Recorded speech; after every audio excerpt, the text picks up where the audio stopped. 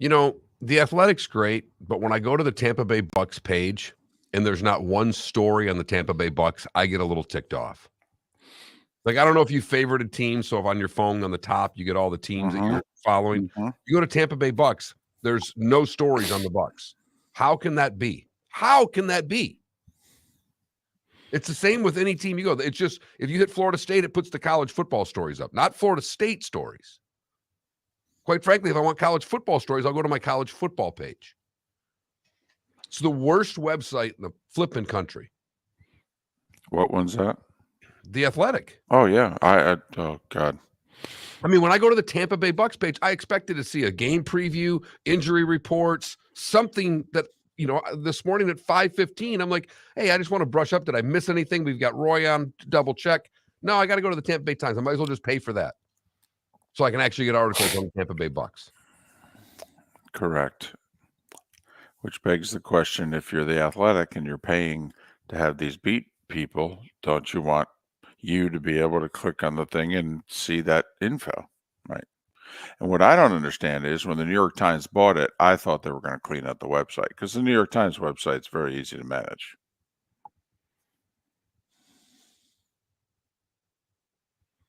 Yeah. I don't think that's the signing bonus. I think that's the guaranteed money.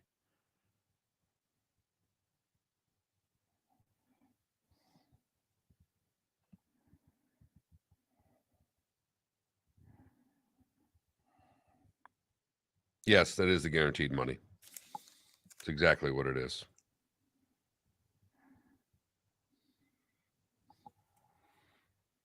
Because when I go to the score page, that's the first thing I find on the football page. You know what I mean?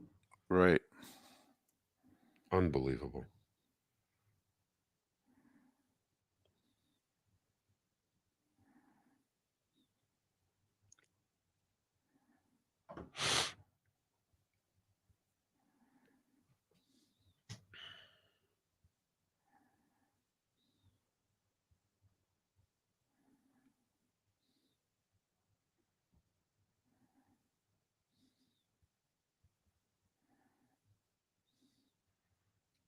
Alcaraz is ridiculous.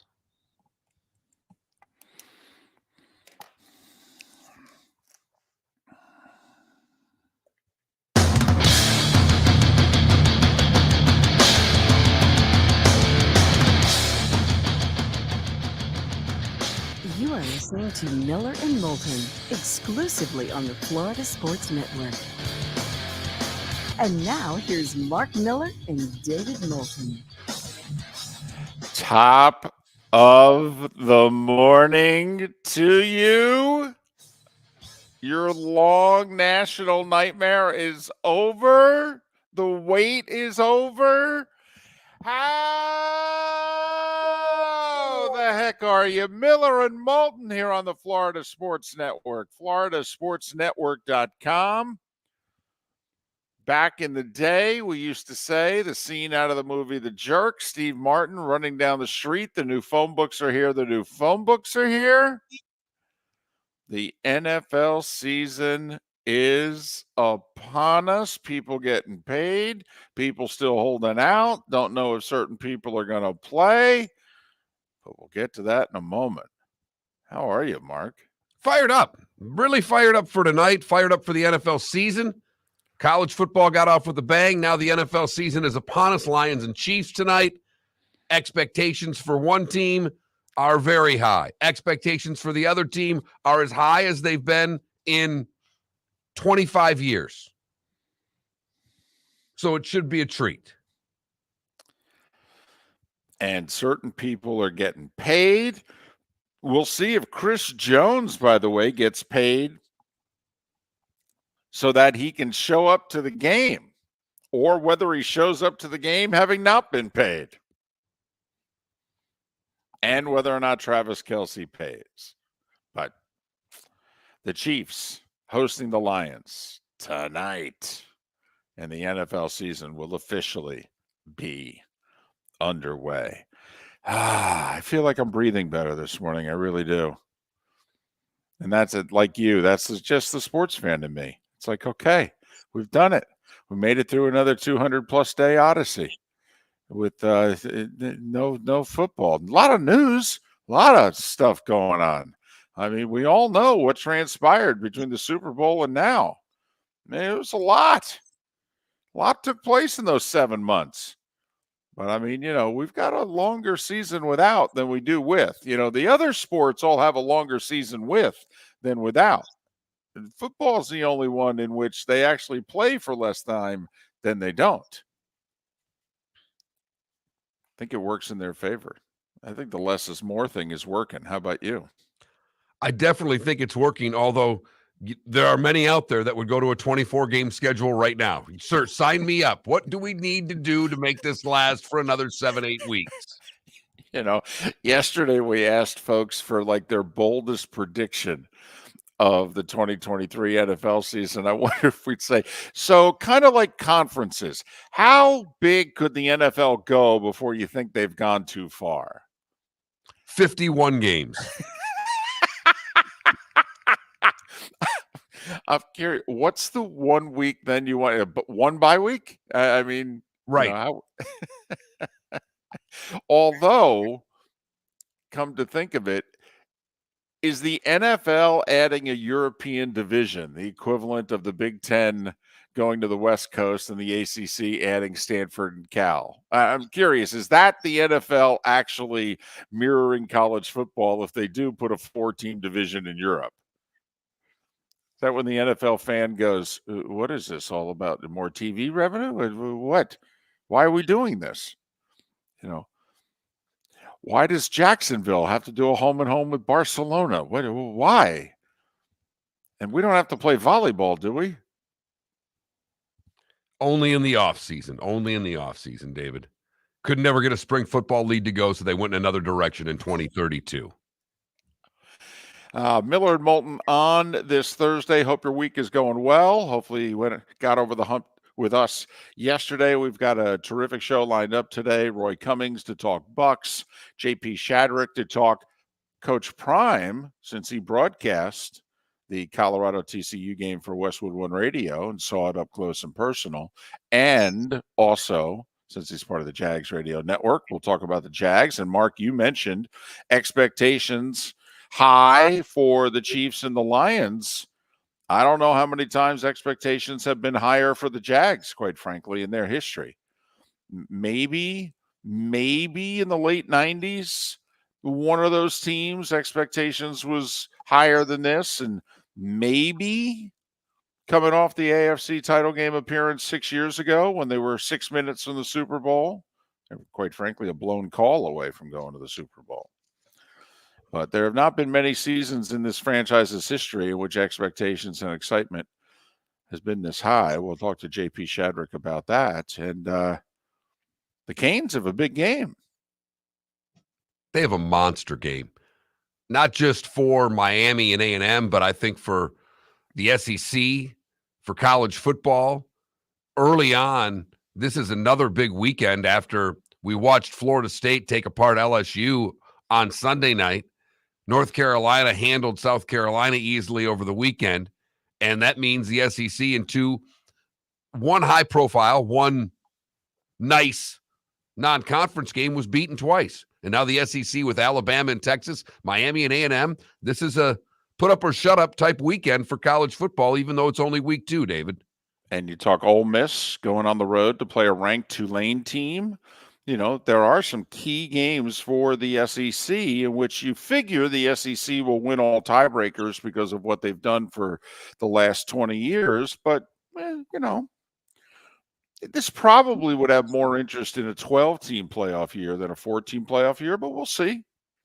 We shall see. But big springboard game for both A&M and Miami, we believe, coming up this Saturday. Did you see the voice of the Canes? Joe Zagacki will join us coming up at the top of our bonus hour. Our bonus hour, we will have Joe Zagacki. But did you see that the Canes are desperately trying to sell tickets? And they're going to BOGO. BOGO for 3 different, ticket prices and what have you. And if you buy a ticket to the A&M game, they give you a ticket to, what is it, Georgia Tech in October?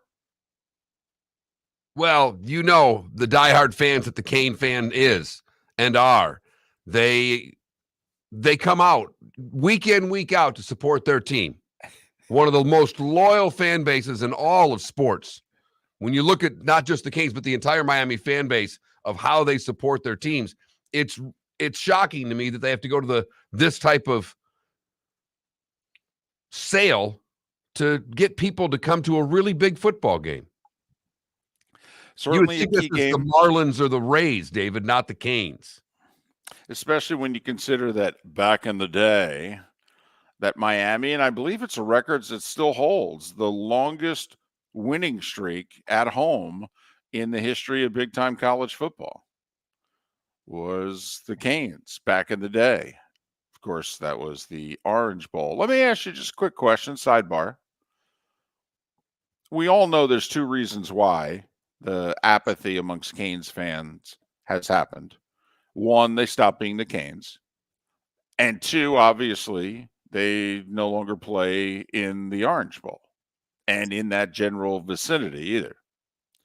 Which do you think is a bigger cause for the Canes fan basically needing a court order to be brought to the game in person? The non-winning or the location? I mean, both things are a factor, but it's the winning, David. It's clearly the winning. Miami is a front runner town and an event town, and if you're not a top tier team, they're not interested. And as Paul points out in our Twitch chat room, meanwhile, UCF just keeps sending out tweets telling everybody how many tickets they've sold. Yep, another game sold out. Up this one, we've got less than 100 tickets left. No need to offer any discounts, you know. Now, granted, UCF playing in a smaller stadium, but still, they're fired up. That's what it's all about. They've created demand. They have a fan base who is so over the moon about being in the Big 12 that they're showing up for any and all games. And they were doing it before getting in the Big 12. Since they've opened the on-campus stadium, they've done incredibly well at the gate. Felipe, didn't you say you're going to the Canes and A&M? No, I work, unfortunately. Oh, I will be watching. Did you hear the sadness in the voice? I thought he was planning to go to this one. You know, he was going to get the one day off. Did you hear the sadness? No, I have to work. My life is just not as much fun as it used to be. Well, because this is the game that the Canes fans make their hour drive to the stadium for. No, they actually don't, because they're doing buy one, get one free tickets. They're not making the drive. They're going to desperate measures. They're going to minor league measures to try to sell out a major league college football game. I mean, Texas A&M and Miami, that's a big time college football game. Come on. And they have to use BOGO.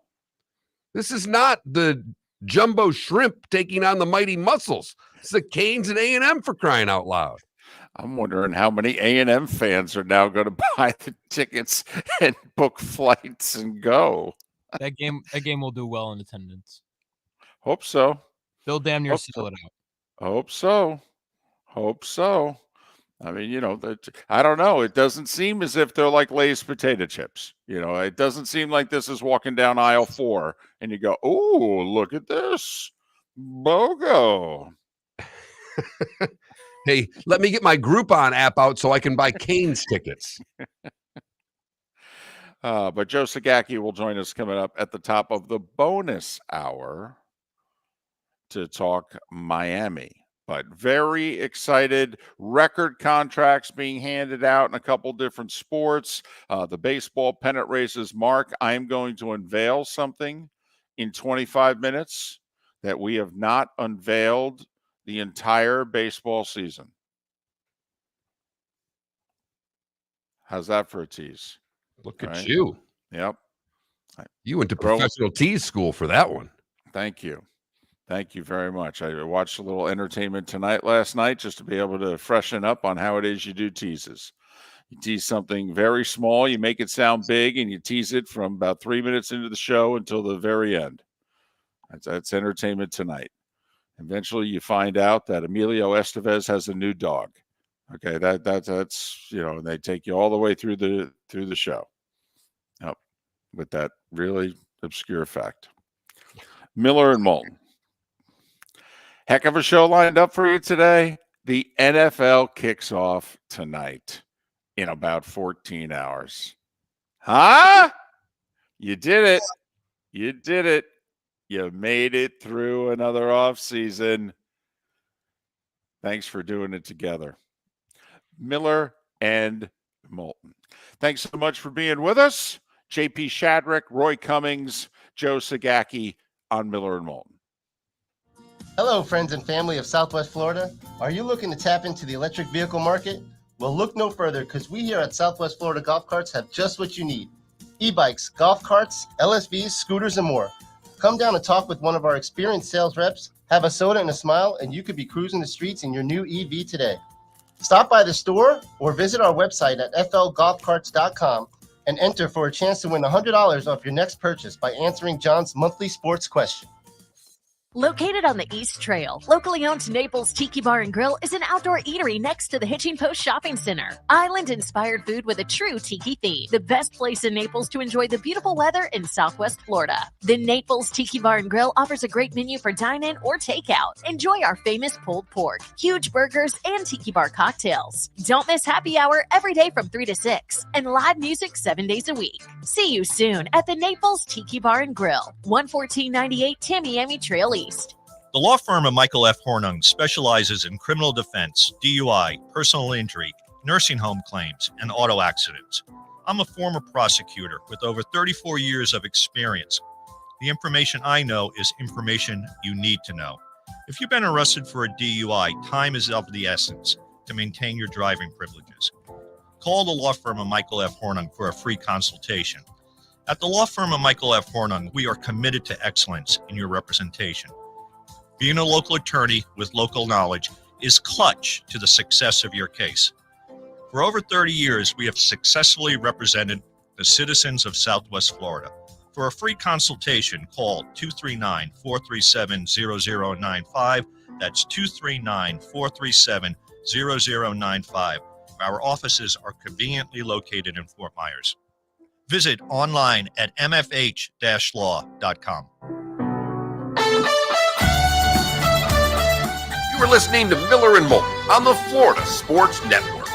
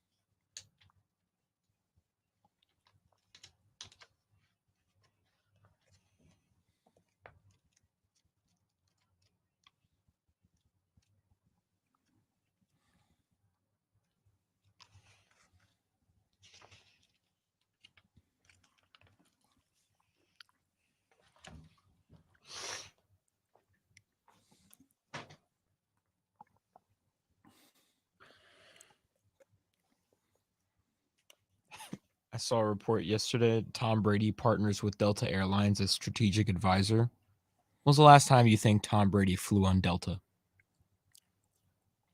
Unless it's a team flight. Ah, true. It's been a while.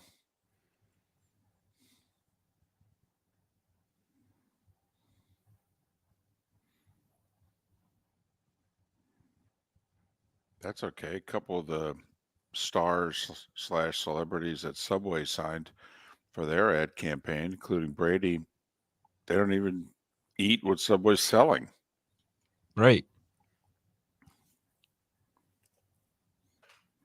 In fact, Brady, I think, makes fun of himself in the ad. Appears at the end of an ad. He goes, I don't even eat this.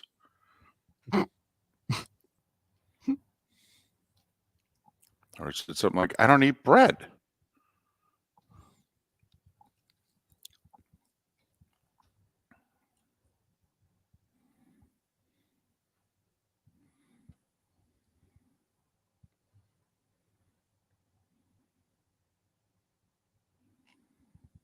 KW, it will be, and obviously there aren't going to be 7 first-round quarterbacks, but what's interesting is how many teams have loaded up in the last 2-3 years to go, quote, get their quarterback. So, right now, how many teams do you think will head into the draft going, we have to get ourselves a quarterback? We can go division by division. Washington's an asterisk.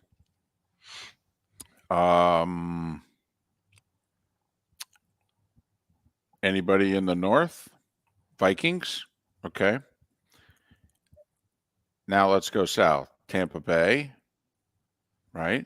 Okay. Let's go west.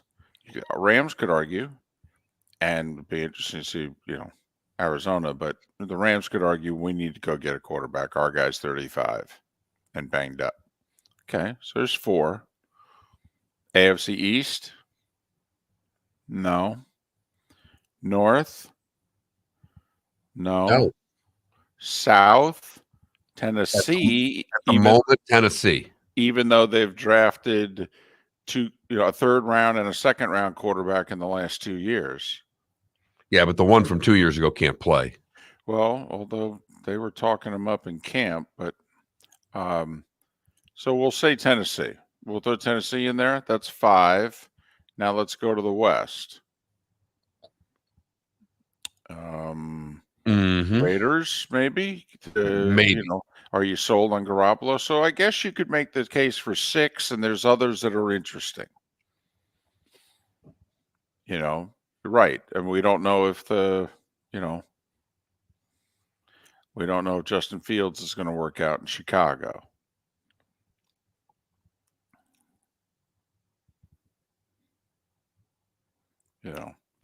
Maybe Belichick decides he hates Mac Jones again. Here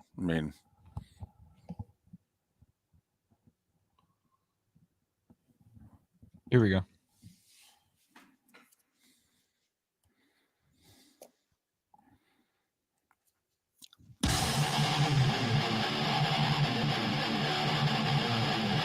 You're listening to Miller and Moulton, exclusively on the Florida Sports Network.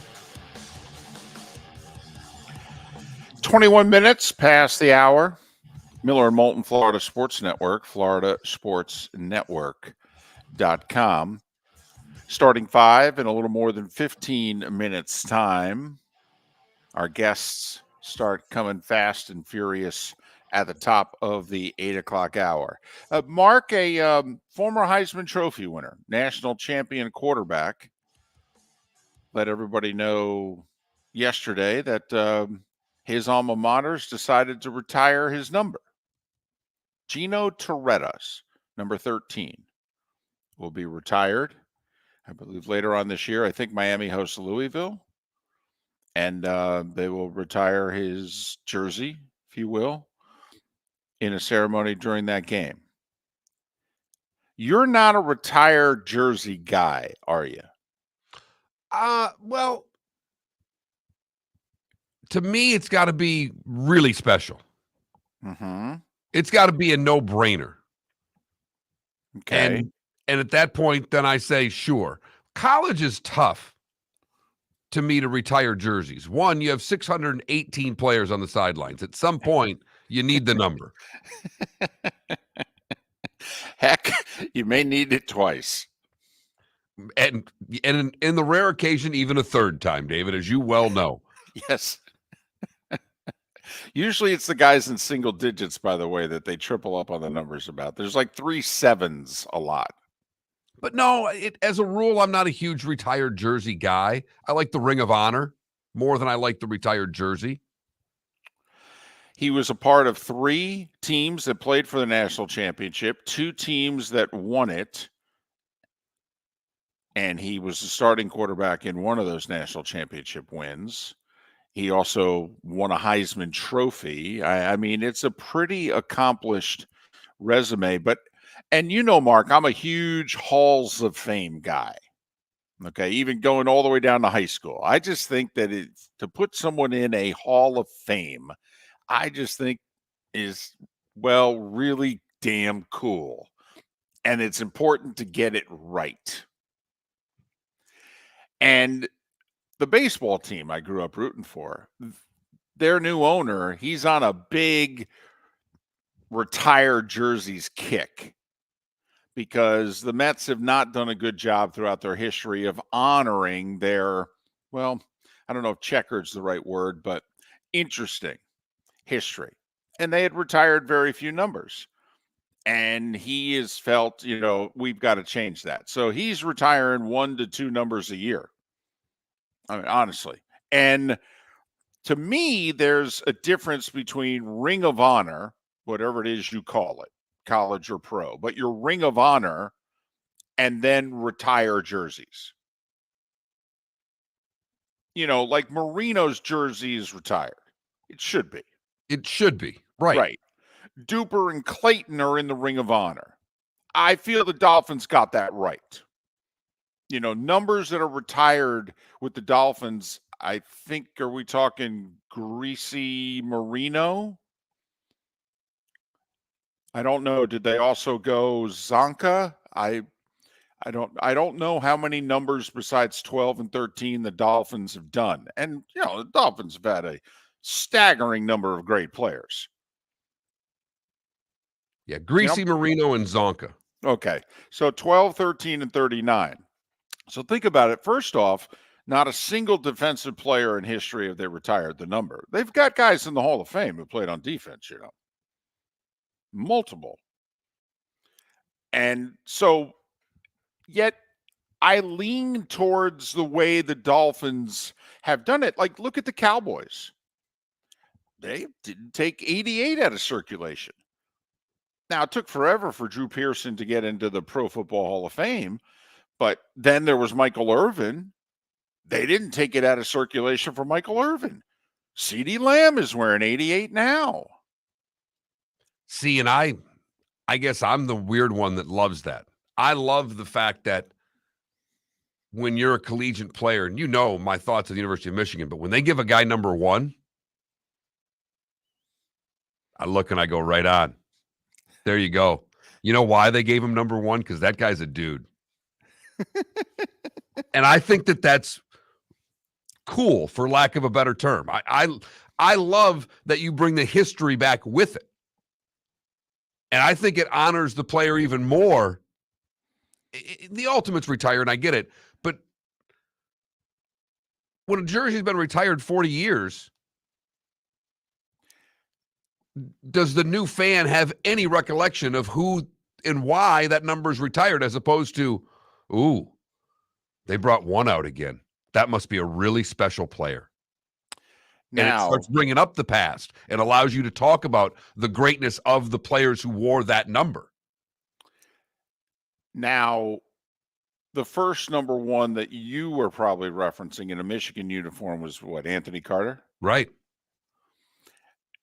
But I do think there are certain, like, at Georgia and Auburn, I mean, you can't wear 34. No. I mean, you can't. I mean, Anthony Carter was cool. Anthony Carter was special. Then there's Herschel and Bo. I went, and why I went where I went. Right. Because it brings up the history, and you can talk about it. And that's, so it's a fine line. And I'm getting too old to get worked up over things like retired numbers anymore. It's not that big of a deal. But you really have to be special to have a number retired. Yes. And think about it, like, I'm curious when I mentioned that, hey, the Canes are going to retire Gino Toretta's number, that what everyone's initial reaction was, because his resume was amazing. I mean, he was a part of 4 years of, at the time, you really only played 4 years. Okay. You didn't play 6/7. But, in his 4 years, if you will, he played on 3 teams that played for the national championship, 2 that won it. He was the backup on the one as a freshman. He was the dude on the team that won it as a junior, and he won the Heisman on the undefeated number 1 team in the country throughout the entire 92 season until they got beat in the title game. And it's an amazing career. And yet, took 30 years. And I'm guessing that when we just let some people know for the first time, hey, the Canes are going to retire Gino Toretta's number, I'm guessing that some probably went, really? I mean, is he worthy of having a jersey retired? Well, I don't know. Tough to do more as a college quarterback, right? And probably really, really short lists who've accomplished more. But then again, that was basically the cradle of quarterbacks there. I know Purdue's got their lineage and what have you, but I mean, we could go all the way back with Miami. Want to start listing them? Jim Kelly, Bernie Kosar, I rattle off Steve Walsh. Okay, Vinny Testaverde in between. Okay, we're not even talking Craig Erickson, Toretta. I mean, then Dorsey. I mean, they got a few quarterbacks there. And I think of all the guys I just mentioned, is he the first quarterback at quarterback U to have his number retired? Pretty special. So, and it doesn't happen much in college. That's why, if you go to the game where they retire his jersey, do you get the free ticket for another game when they retire someone else's jersey? Wow. Look at you. Finding a way to work the BOGO promotion into the Gino Toretta news. Wow. Look at you. Just a question. Like, it bothers me that Florida hasn't taken 15 out of circulation. I mean, no offense. No, nobody should be wearing 15. And it shouldn't. It's a transformative figure in the program's history. I mean, I don't think another Gator should have been wearing 15. But that's just me. Miller and Moulton. Starting fives next. The law firm of Michael F. Hornung specializes in criminal defense, DUI, personal injury, nursing home claims, and auto accidents. I'm a former prosecutor with over 34 years of experience. The information I know is information you need to know. If you've been arrested for a DUI, time is of the essence to maintain your driving privileges. Call the law firm of Michael F. Hornung for a free consultation. At the law firm of Michael F. Hornung, we are committed to excellence in your representation. Being a local attorney with local knowledge is clutch to the success of your case. For over 30 years, we have successfully represented the citizens of Southwest Florida. For a free consultation, call 239-437-0095. That's 239-437-0095. Our offices are conveniently located in Fort Myers. Visit online at mfh-law.com. Ladies and gentlemen, once again, Hi. Excuse me. Hey, the line starts back here. Ma'am, if your party's not here, you're going to have to go around again. If you had the opportunity to avoid all this, wouldn't you? Salt Live is the official transportation provider of the Miller and Moulton Morning Show, making your trip to and from the airport seamless and stress-free. Salt Live is supported with the help of local partners like the Bayfront Inn. Gather your family and friends and enjoy a leisurely day on the water with a pontoon or deck boat. If you prefer to explore the waterways without a motor, the Bayfront has canoes, standboards, and kayaks. At the end of your journey, enjoy lunch or dinner at the Bamboo Tropical Bar and Grill. The Bayfront Inn, something for everyone on 5th Avenue in downtown Naples. BayfrontInNaples.com. When you need a ride, book with Salt Live Transportation, 308-8686, or book on saltlivetransportation.com.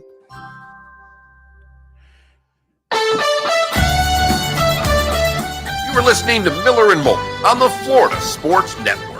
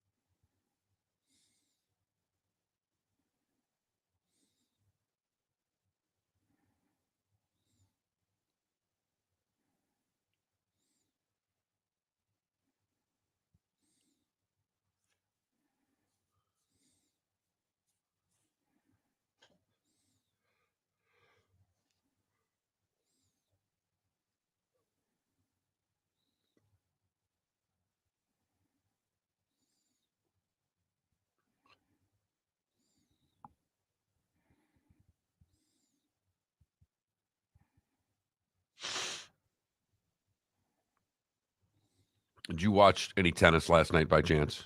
No. I had it. I've been having it on just because I don't have baseball to put on with the new TV situation. Right. But Madison Keys is getting interviewed after, I don't know, it's his third question. And they were referencing it. Every game she goes over by her box, and her boyfriend's also her coach. And you could clearly hear him hit it to her forehand. I mean, just, given which they're allowed to do. And they're talking about it. And we could hear it. So it seemed like it. So she says, when you were going over your boyfriend, Coach Bjorn, whatever his last name is, offering some advice, and how helpful was that in between games? She was, to be honest with you, I couldn't hear all day and let it rip.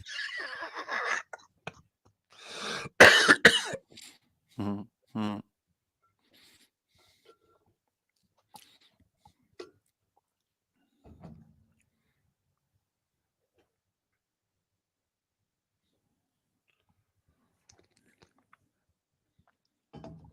Well, ambient, that's a lot of people are calling for Taylor and Zach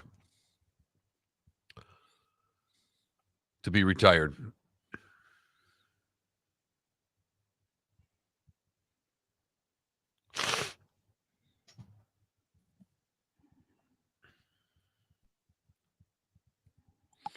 Like, I think there should be one number retired by the Dolphins. Because otherwise, then there should be 6 or more. Like, I really think you can make the case that Marino's number should be the one retired. Yeah, the other two were retired first, though, so that you can't. I know. I mean, like the Steelers have 3 retired numbers, I think. Is it Joe Green? Well, it wasn't Ernie Stautner the first, Right. back in the day? Someone back in the day, and I'm glad you had the name because I would have had to have looked it up. And then Franco, And right? Joe Green, and then Franco, Right. I believe. Now, I know they honored Terry, I think but they might have just. In fact, I think they retired Bradshaw, and I think they're going to retire. But I don't.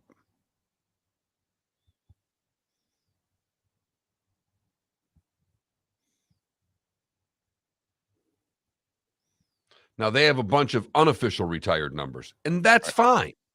Well, No, you can't wear that. That's the hockey guy in me. Big No, John, you're not. Big John, the equipment manager. No. I want 14. No. Oh. Pick again. No. I at least got to see you play first. No. Oh, did you happen to see my retweet? They're having the rookie, whatever, Florida Panthers rookie thing is going to be at Hertz, but it's all 4 teams in the division. It's Tampa, Florida, Carolina, and Nashville.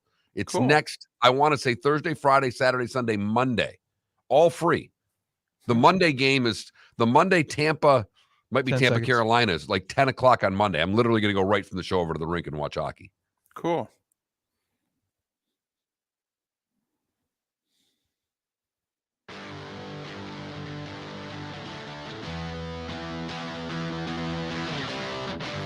You're listening to Miller and Moulton, only on the Florida Sports Network.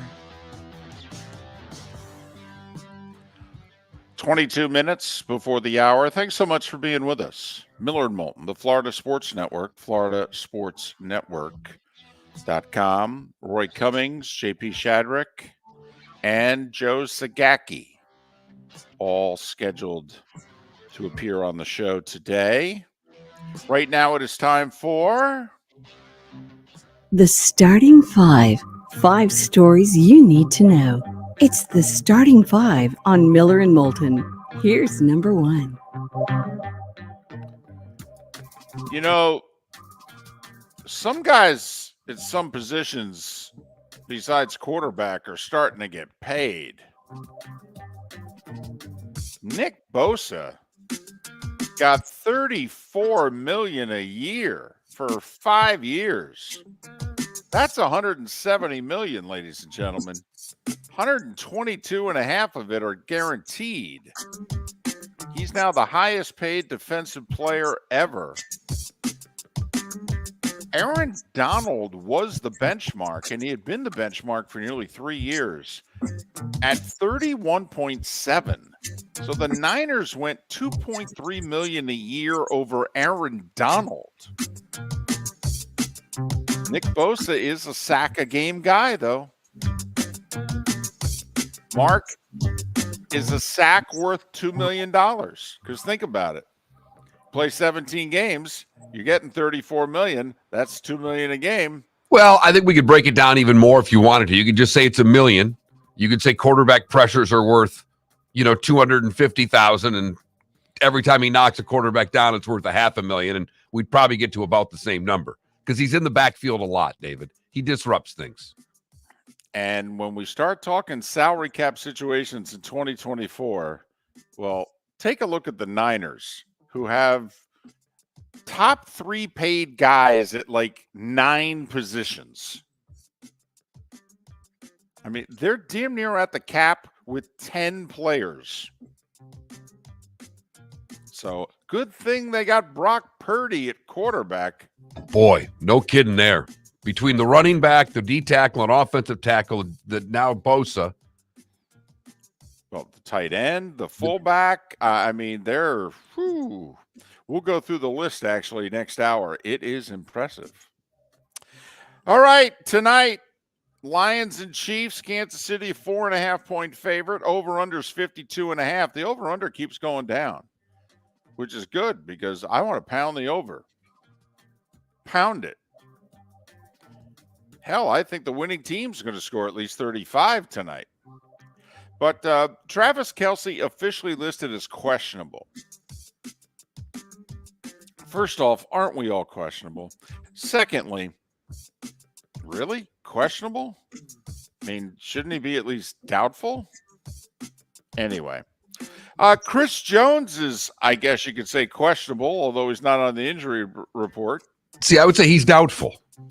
Okay. He hasn't been in training camp.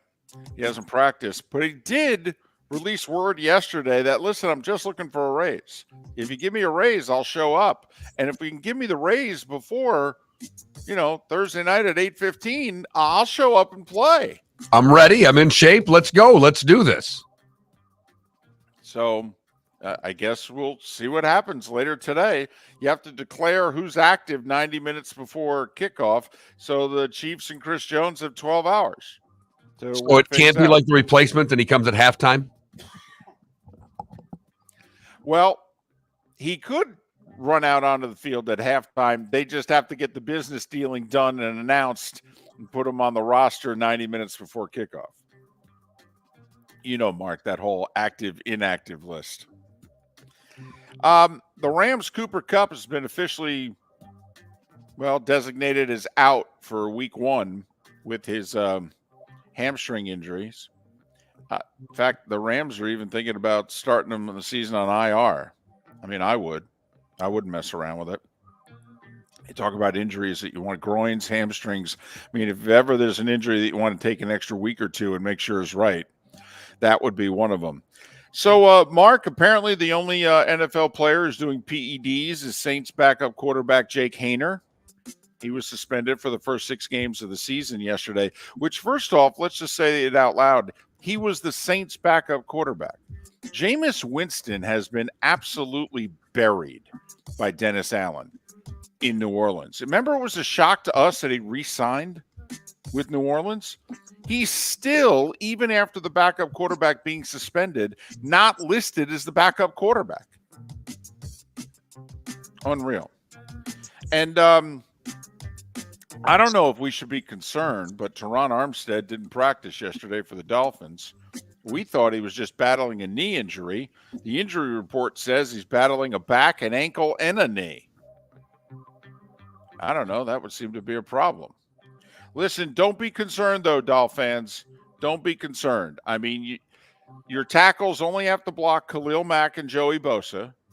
And fortunately, right now, you're going to send Kendall Lamb and Austin Jackson out to do that job. Shouldn't be a problem at all. I mean, they'll just flip a coin in the huddle. Which guy you want to hit Tua? Oh, I'll take Bosa. Oh, okay, I'll take Mack.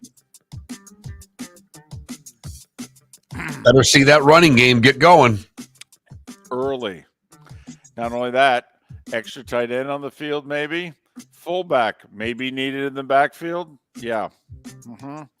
Hey, there's a college football game tonight. If you're interested. I mean, you can get a quarter of it in before the NFL game kicks off. It's Murray State and Louisville, 7:30 on the ACC network. One other college football note, we mentioned it last segment. Gino Torretta's number 13 to be retired by the Miami Hurricanes later this year. Major League Baseball, the Rays. Tyler Glasnow was dealing last night, baby. 6 innings, 1 run, 14 strikeouts in 6 innings. That's fairly impressive. Paredes hit his 28th homer. Brandon Lau hit his 19th homer. Rays 3-1 over the Red Sox. Rays remain 3.5 behind the Orioles, who, we've said it, they're never losing again. That's 5 in a row. That's 14 out of 18. They sweep the Angels 10-3. And Mark, I teased it earlier in the show. About to unveil something we have not unveiled all baseball season. The Orioles' magic number is 20. The Twins' magic number 17, despite losing to the Guardians yesterday 2-1. Their lead in the Central is 6. Those two teams, I believe, done playing one another now for the rest of the year. Mark, the Houston Astros did something that literally has never been done in a 3-game series before. They scored 12 or more runs in all 3 games. They hit 5 or more homers in all 3 games. They swept the Rangers 12-3, outscoring Texas 39-10 in the process. Seattle doubled up Cincinnati 8-4. They remain 1 back of Houston in the West. They are the 5 seed right now. They would play Tampa Bay in a first-round series, and you want to talk about a ratings draw nationally. Seattle at Tampa Bay. Well, not to mention probably the easiest travel you have in all of baseball. Fortunately, all 3 games would be at the Trop, but yes. Toronto remains a half a game up on Texas for the final playoff spot in the American League, despite losing to Oakland 5-2. It was a mighty nooner in Oakland, but it was the Blue Jays.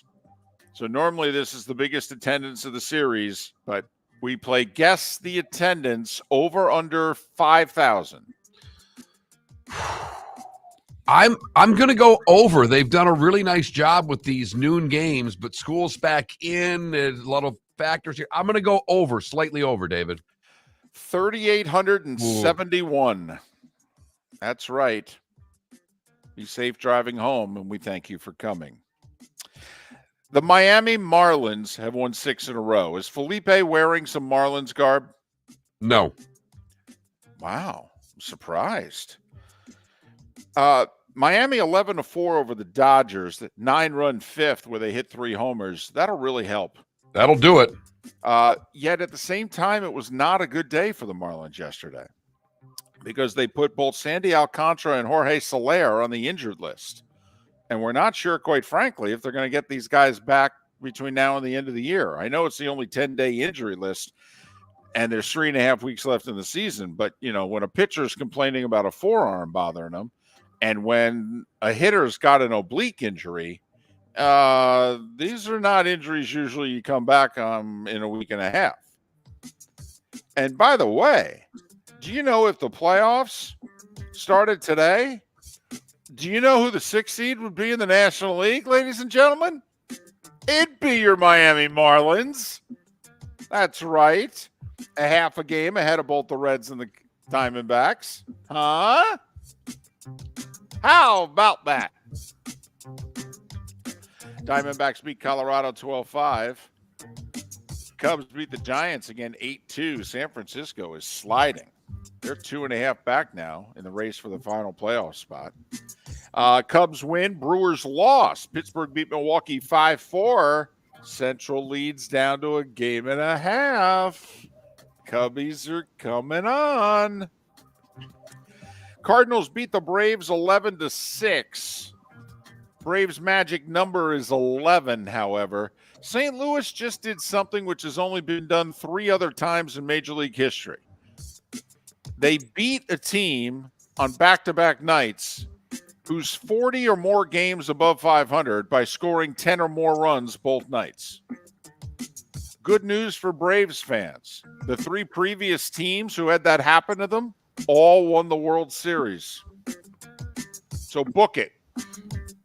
Book it. The St. Louis Cardinals have officially determined that the Atlanta Braves are going to win the World Series. Phillies beat the Padres 5-1. Kyle Schwarber hit his 41st homer mark. He has 40 singles and 41 homers on the year. Nats beat the Mets 3-2. Yankees, they won 8 of 9. They're a game over 500. Dare we say they're 6.5 out of the wild card? 4-3 over Detroit. And the White Sox 6-4 over the Royals. They hit 3 homers. Numbers 1 and 3 seeds, one on the men's side of the U.S. Open. Alcaraz and Medvedev, they'll meet in the semis on Friday. Meanwhile, women's 2nd seed Sabalenka and American Madison Keys, both easy winners. Keys 6-1, 6-4. They will play tonight in the semis after Machova and Coco Gauff play the first semifinal at 7 o'clock. It is fun watching them freak out about how hot it is. When you're in Florida and the humidity and temperatures are what they are, and they're complaining in New York about the heat. And I know it's really hot, and I know it's humid for them, but it is when you're sitting in the swamp that we live in, it is sometimes funny. And Madison Keys, a Floridian, or trains in South Florida, actually probably helped her playing in that. She probably didn't even phase her the way it might phase others. Medvedev in a changeover last night looked into the camera and said, one of us is going to die. And that's when they're going to make changes. HBO is ending Real Sports with Bryant Gumbel after 29 years. Kim Mulkey, who just led LSU to a national championship, her 4th as a head coach, she just got paid. Richest deal in the history of women's college basketball coaching. 10 years, $32 million. She now makes just a little more than Dawn Staley. Gino Auriemma, 3rd on the list. And finally, Mark, they said that former Bucs wide receiver Mike Williams had died. And by they, I mean everybody. And then apparently somebody called his former agent and offered condolences. And his agent said, yeah, he's alive. Now he's on life support. And the family is debating what to do next.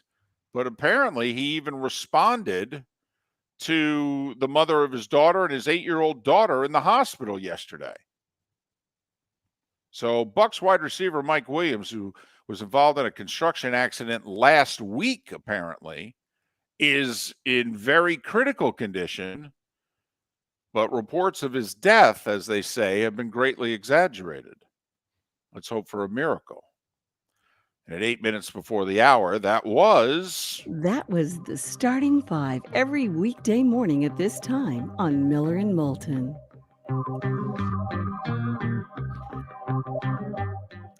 Let me tell you, there's stories to get wrong and there's stories to get wrong. Dewey defeats Truman. That's bad. So-and-so's dead when he's alive. Yeah, that's worse.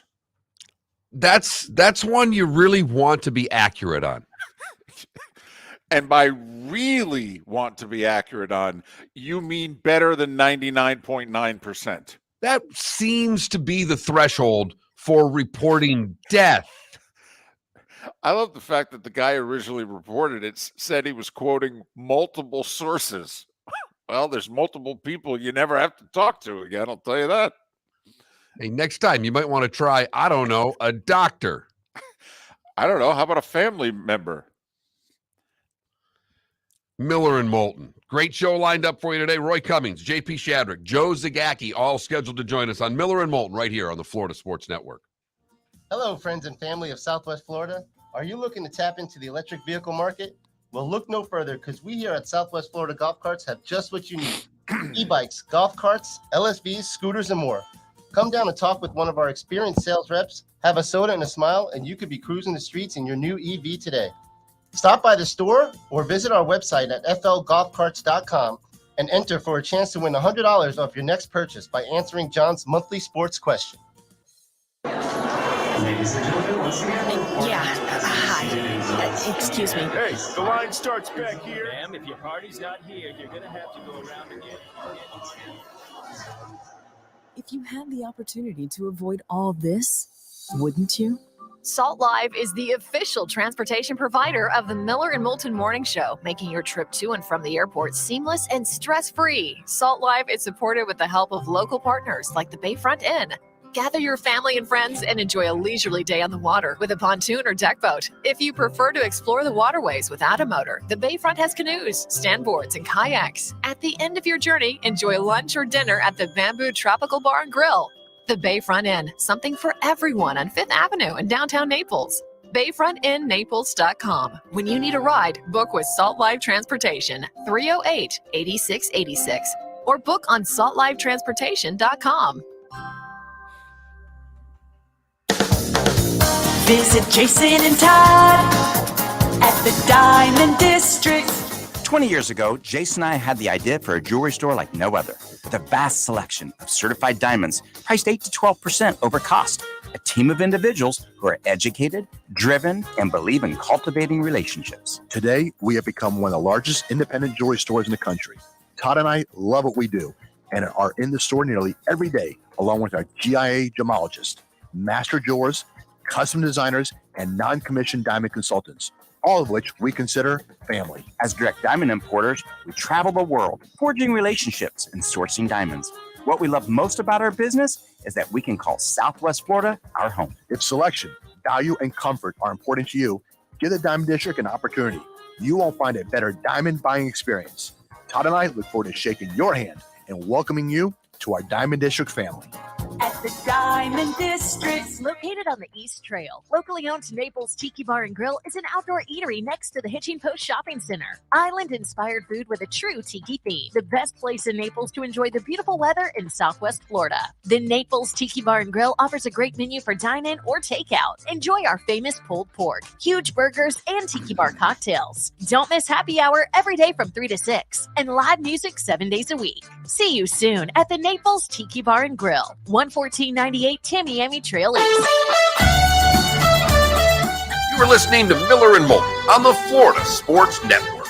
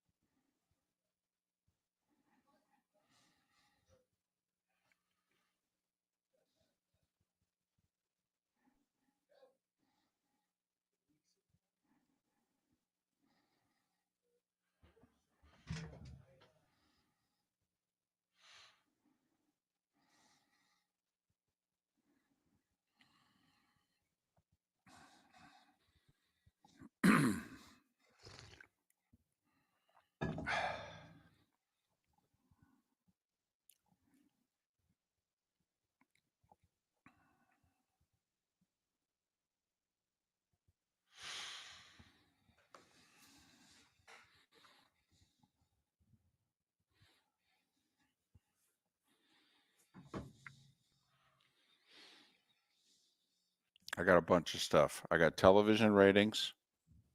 Okay, I saw those. I got the Niners list, which is All right. staggering.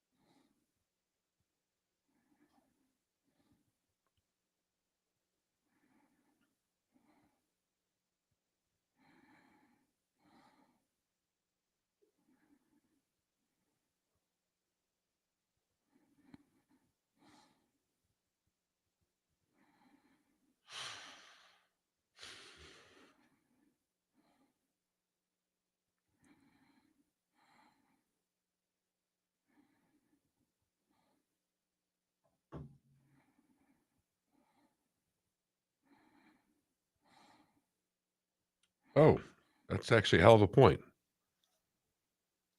No roto? Oh my God. Oh my God. Oh my God, I totally forgot. When was he supposed to be? 8:38? Yeah. 10 seconds. Holy, that's on me. Oh my.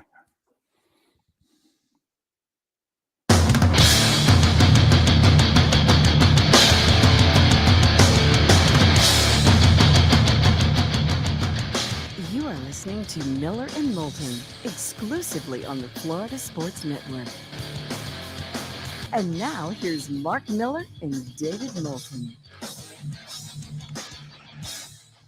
Hour 2 of Miller and Moulton on this Thursday. Tonight, the NFL season kicks off in Kansas City. The Lions and the Chiefs. Will Travis Kelce play because of injury? Will Chris Jones show up because of a contract holdout? With all the uncertainty, the Chiefs now down to a 4.5-point favorite.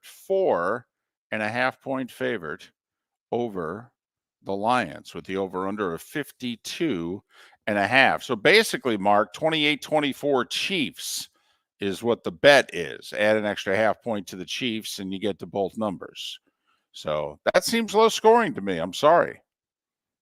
It does, with two teams that are very proficient with their offenses. Detroit's supposed to be really solid offensively with no Jones. On defense for Kansas City should make it a little easier for the Lions to move the football. Obviously, the Kelce injury is up in the air for Kansas City, but this is the Detroit defense after all. So 8:15 tonight on NBC. And the season will be underway. Hey, in case you missed it, Nick Bosa got paid yesterday. And by paid, I mean, we made more money than any defensive player's ever gotten. $34 million a year. Hey, Mark, there's a lot of talk about, this team's got a salary cap problem next year. Already talk, boy, how long's the window open for the Dolphins to do whatever it is they're going to do? Going to have to make some cuts next year. Hey, somehow I don't think anybody's got the situation that the Niners have. So Nick Bosa is now the highest paid defensive end. Right. Christian McCaffrey's the highest paid running back. Kyle, how do you pronounce the last name? Jusic? I think that's right. He was the highest paid fullback. Technically, the deal the Dolphins just did, moved him to the second highest paid fullback. George Kittle's the third highest paid tight end. Trent Williams is the third highest paid left tackle. Fred Warner's the third highest paid linebacker. Defensive tackle Javon Hargrave's the sixth highest paid defensive tackle. And Deebo Samuel's the seventh highest paid wide receiver. Apparently, their top 10 players, you add it all up, they're making over $230 million. What's the cap? Well, this year it's 248. Even if it goes up 20, 25 million, I don't know. They got to fit 40-something guys in 40-something million. That would seem to be a snug fit to me. And by snug, it's the guy wearing the medium basketball jersey, and he's an extra large. My daughter just got married. They had a bunch of T-shirts, after everybody, and then midway through the dance, everybody could get out of their, really nice outfits so they could just put these, shirts on. And they gave one to my wife. And daughter looked at me and said, "Dad, we ran out of shirts." And I go, "Come on. There's no way you ran out of shirts." She said, "Well, truth be told, we still have some shirts. None of them are big enough for you."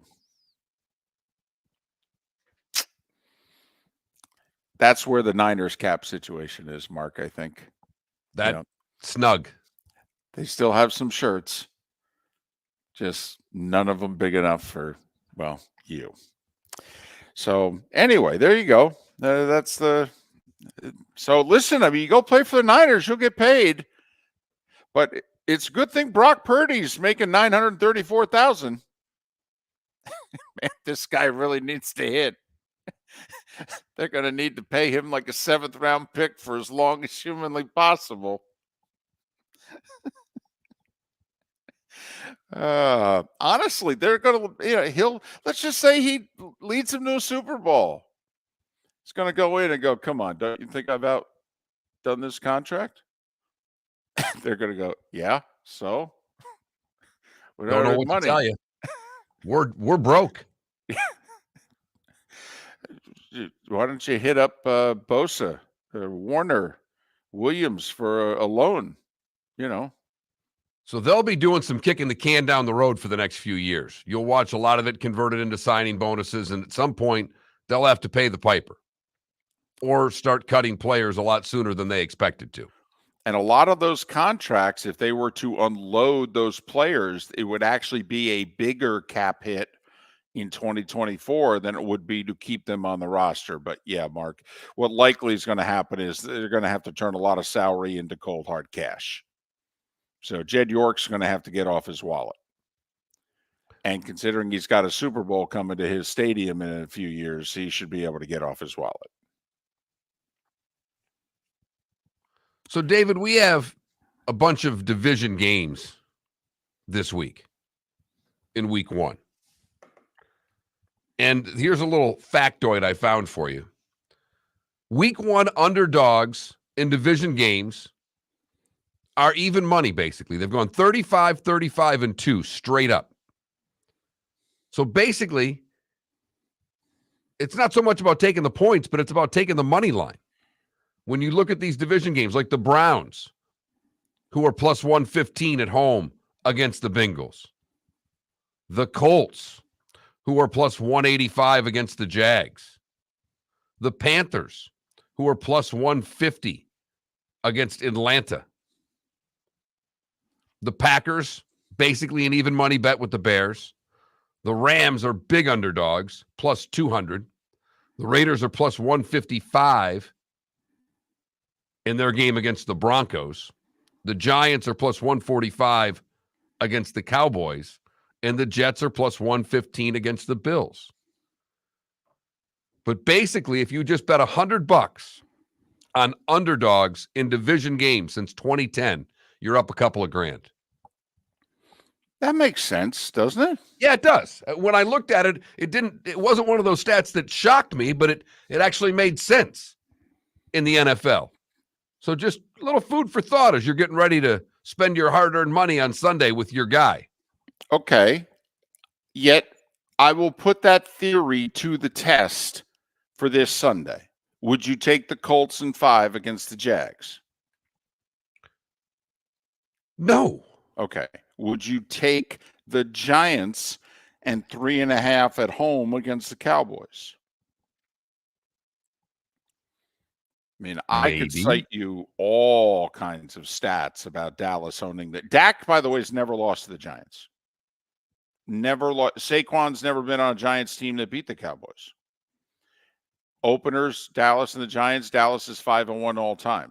I mean, there's not a number I can cite that if you go by trends, it would have you take the Giants at 3.5. And because of it, the money's coming in on the Cowboys. That line keeps inching up. So you're a maybe on the Giants. Okay. Yes. Would you take the Browns at home getting 2.5 against Joe Burrow and the Bengals? Yes. And here's a game that if I was taking the 2.5, why wouldn't you just bet the money line?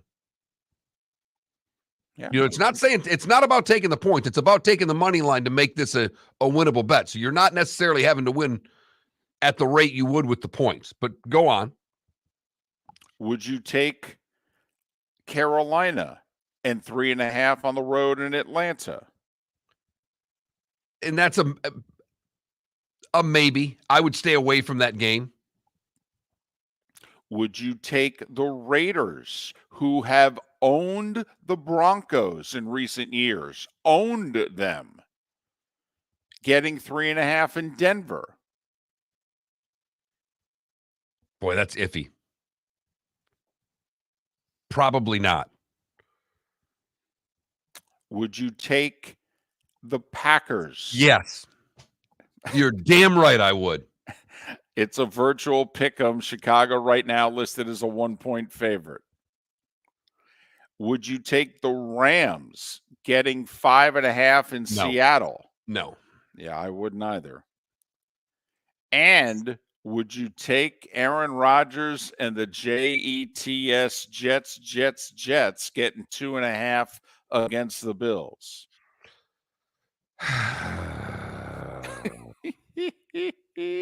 Yes. Oh, I thought you might chicken out and go maybe. No, I really think I would. I think the Jets are catching a couple of breaks here. You know, the Von Miller thing, I find it to be a really big deal. I agree. And then if Kelsey and Jones, because, you know, Jones, just quickly to the Chiefs, said he'd be ready to play if he signed. He also said in an Instagram comment a couple of weeks ago that he'd be there week 8. So, I mean, he has been all over the map he wants to get paid to show up. Oh, don't we all? But anyway. No, you and I don't. We just show up. Well, you know, come to think of it, damn, that's sobering, but true. It really is. No, my wife reminds me of what we get paid all the time. You know, I'm sorry, because you were doing much better in your career and life in terms of getting paid before you, saddled up with me. That's not true. That's not true sure? at all. That's not true at all. I feel as if I've brought you down. That is a true statement. Because early on when we were together, things were going along swimmingly. If you recall, I mean, you know, we were both selling, advertising was doing pretty well in the market. And so, Right. It's been a rough go for the past 3-4 years there. Acts 2 and 3 have not been nearly as profitable. I think maybe it's why we both have an affinity for Brock Purdy. It's why we both have side jobs. Yes. You have 2, and you're right. You have 2, and I have a fledgling real estate career on the side as you're doing your scouting or your spotting on the weekend. So yes. And And I'm looking for, and who knows, I may be a server at a restaurant near you in no time at all, David. Oh, there you go. Well, and when you think friendly face, you think Mark Miller. At least I do. So what do we have here? We've got eight division games then. We got Jags, Colts, Cowboys, Giants. All right. Bengals, Browns, Panthers, Falcons, Raiders, Broncos, Packers, Bears, Rams, Seahawks, Bills, Jets. Yeah. So half the games are division games. And the trend is you take the points. No, the trend is you take the money line. I'm sorry. You take they're 32, 32, or 36, 36, and 2 straight up. So Gotcha. taking the money line, you'd win a little bit of cash. Miller and Moulton trying desperately anything for cash on the Florida Sports Network. Located on the East Trail, locally owned Naples Tiki Bar and Grill is an outdoor eatery next to the Hitching Post Shopping Center. Island-inspired food with a true tiki theme. The best place in Naples to enjoy the beautiful weather in Southwest Florida. The Naples Tiki Bar and Grill offers a great menu for dine-in or takeout. Enjoy our famous pulled pork, huge burgers, and tiki bar cocktails. Don't miss happy hour every day from 3 to 6 and live music 7 days a week. See you soon at the Naples Tiki Bar and Grill, 11498 Tamiami Trail East. Visit Jason and Todd at the Diamond District. 20 years ago, Jason and I had the idea for a jewelry store like no other. With a vast selection of certified diamonds priced 8 to 12% over cost. A team of individuals who are educated, driven, and believe in cultivating relationships. Today, we have become one of the largest independent jewelry stores in the country. Todd and I love what we do and are in the store nearly every day, along with our GIA gemologists, master jewelers, custom designers, and non-commissioned diamond consultants, all of which we consider family. As direct diamond importers, we travel the world, forging relationships and sourcing diamonds. What we love most about our business is that we can call Southwest Florida our home. If selection, value, and comfort are important to you, give the Diamond District an opportunity. You won't find a better diamond buying experience.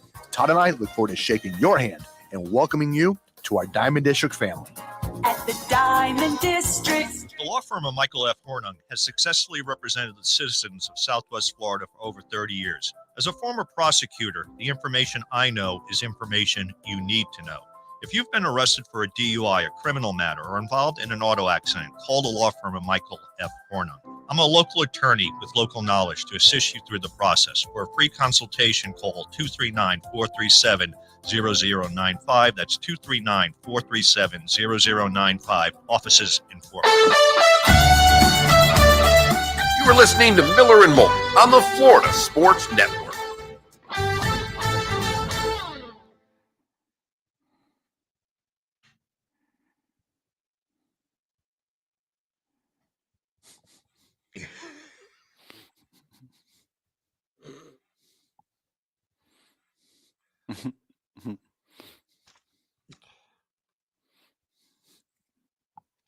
That's some dream. Yep.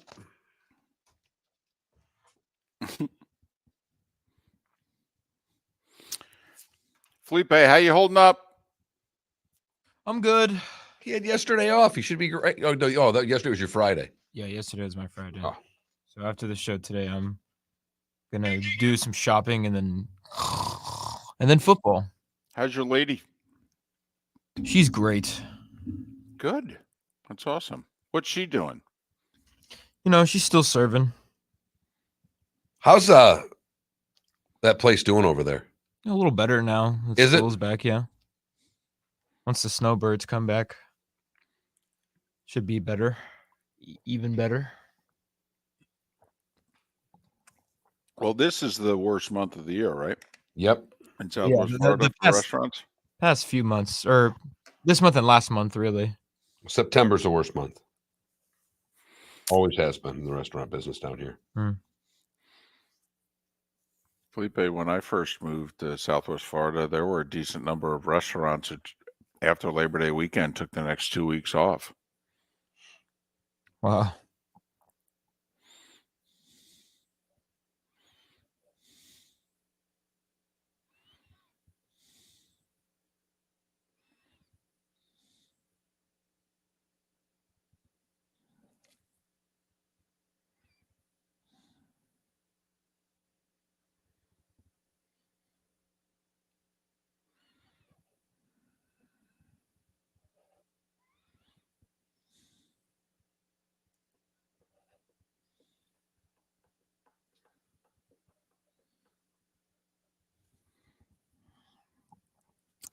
RCB. That is hysterical and depressing all at the same time.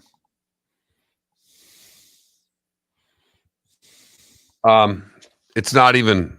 It's the most depressing thing I've ever read, and I want to say things to you that only Logan Roy says to his children. And the last word's off. Oh my God, that's just crushing. I was in a really good mood till I read that. You're beating me down, RCB. Renegotiate my contract.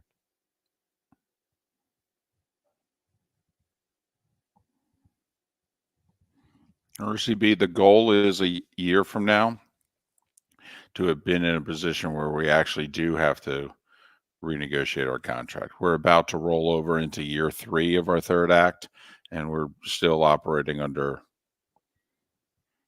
the original agreement.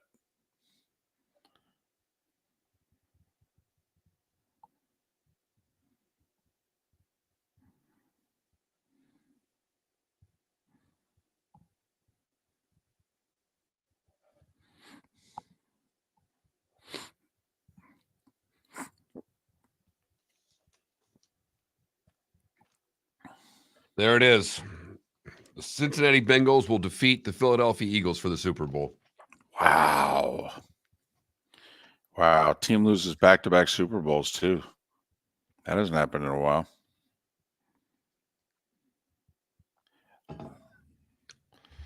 That and advertisers, Hops. We could really use some advertisers. Yep. We think we're adding a station. I've got one I'm long playing right now. I just can't go to him yet. I've got one big one that I got one big fish that at some point I'm going to get drunk enough to ask him.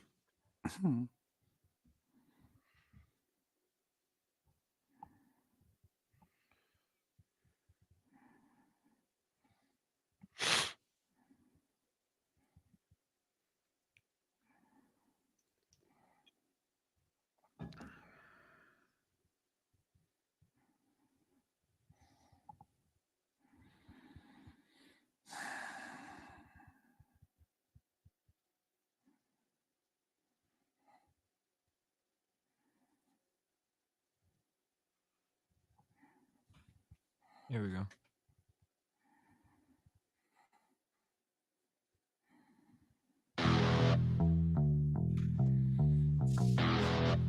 You're listening to Miller and Moulton, only on the Florida Sports Network.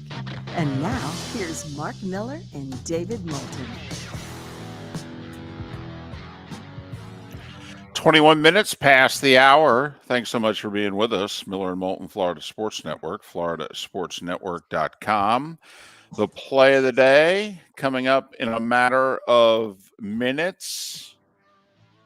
Roy Cummings, JP Shadrick, Joe Zagacki still to join us on the show. Dr. Roto beginning next week.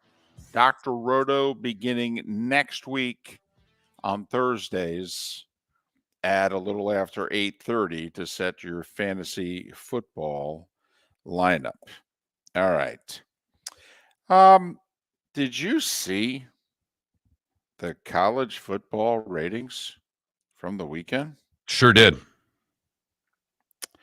Now, as expected, at least I think so, if we had asked most folks, hey, football, 5 straight day and nights, which game will be the highest rated game? I think most people would have said Florida State LSU, right? Absolutely. And it averaged 9.2 million viewers. Sunday night on ABC. Remember, that wasn't on the 4-letter network. That was on a 3-letter network. 9.2 million.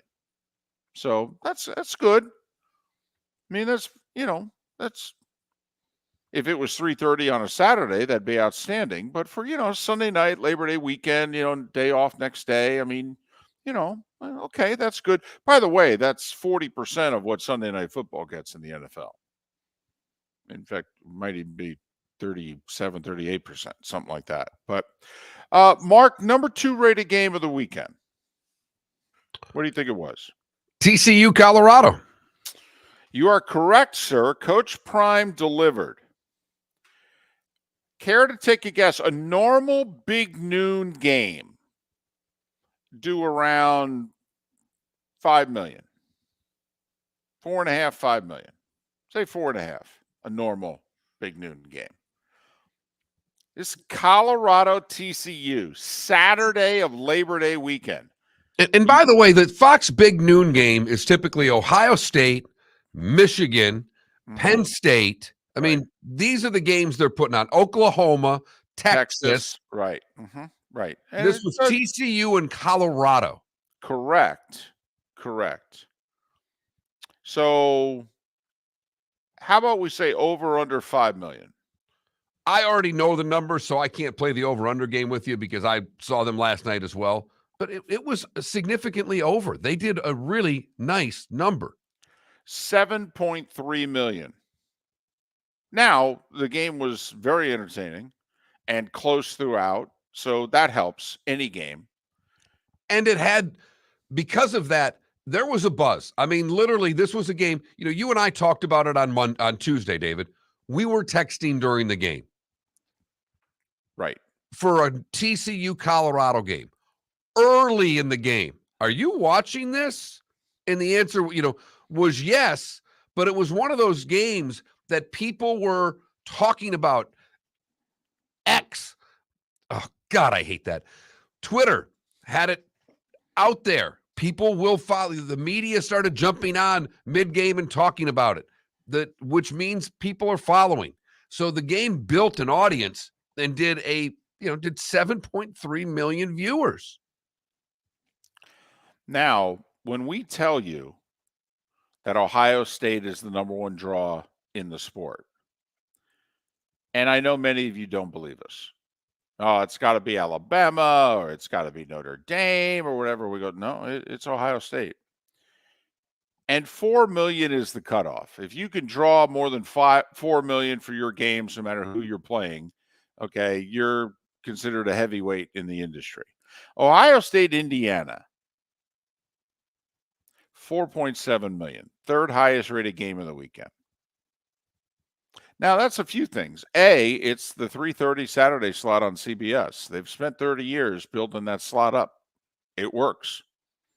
But, Ohio State helps, even if it is Indiana, and even if the game was not the most enthralling, but far closer than what we all thought.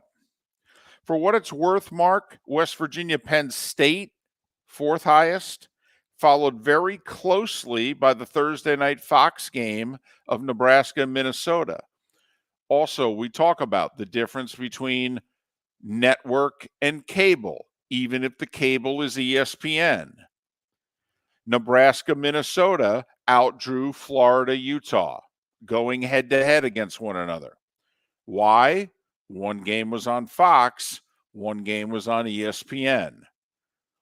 Nebraska, Minnesota, that 13-10 barn burner, outdrew Florida, Utah by 300,000 viewers. In between, at 6, 7, and 8 on the rating scale, North Carolina, South Carolina, the power of network television still, seventh highest rated game of the weekend, Oregon State, San Jose State. Saturday night on CBS. Outdrew Rice and Texas on Fox on Saturday afternoon. So there you go. There were 9 games that drew 3 million or more viewers, 3 that drew 4 million or more.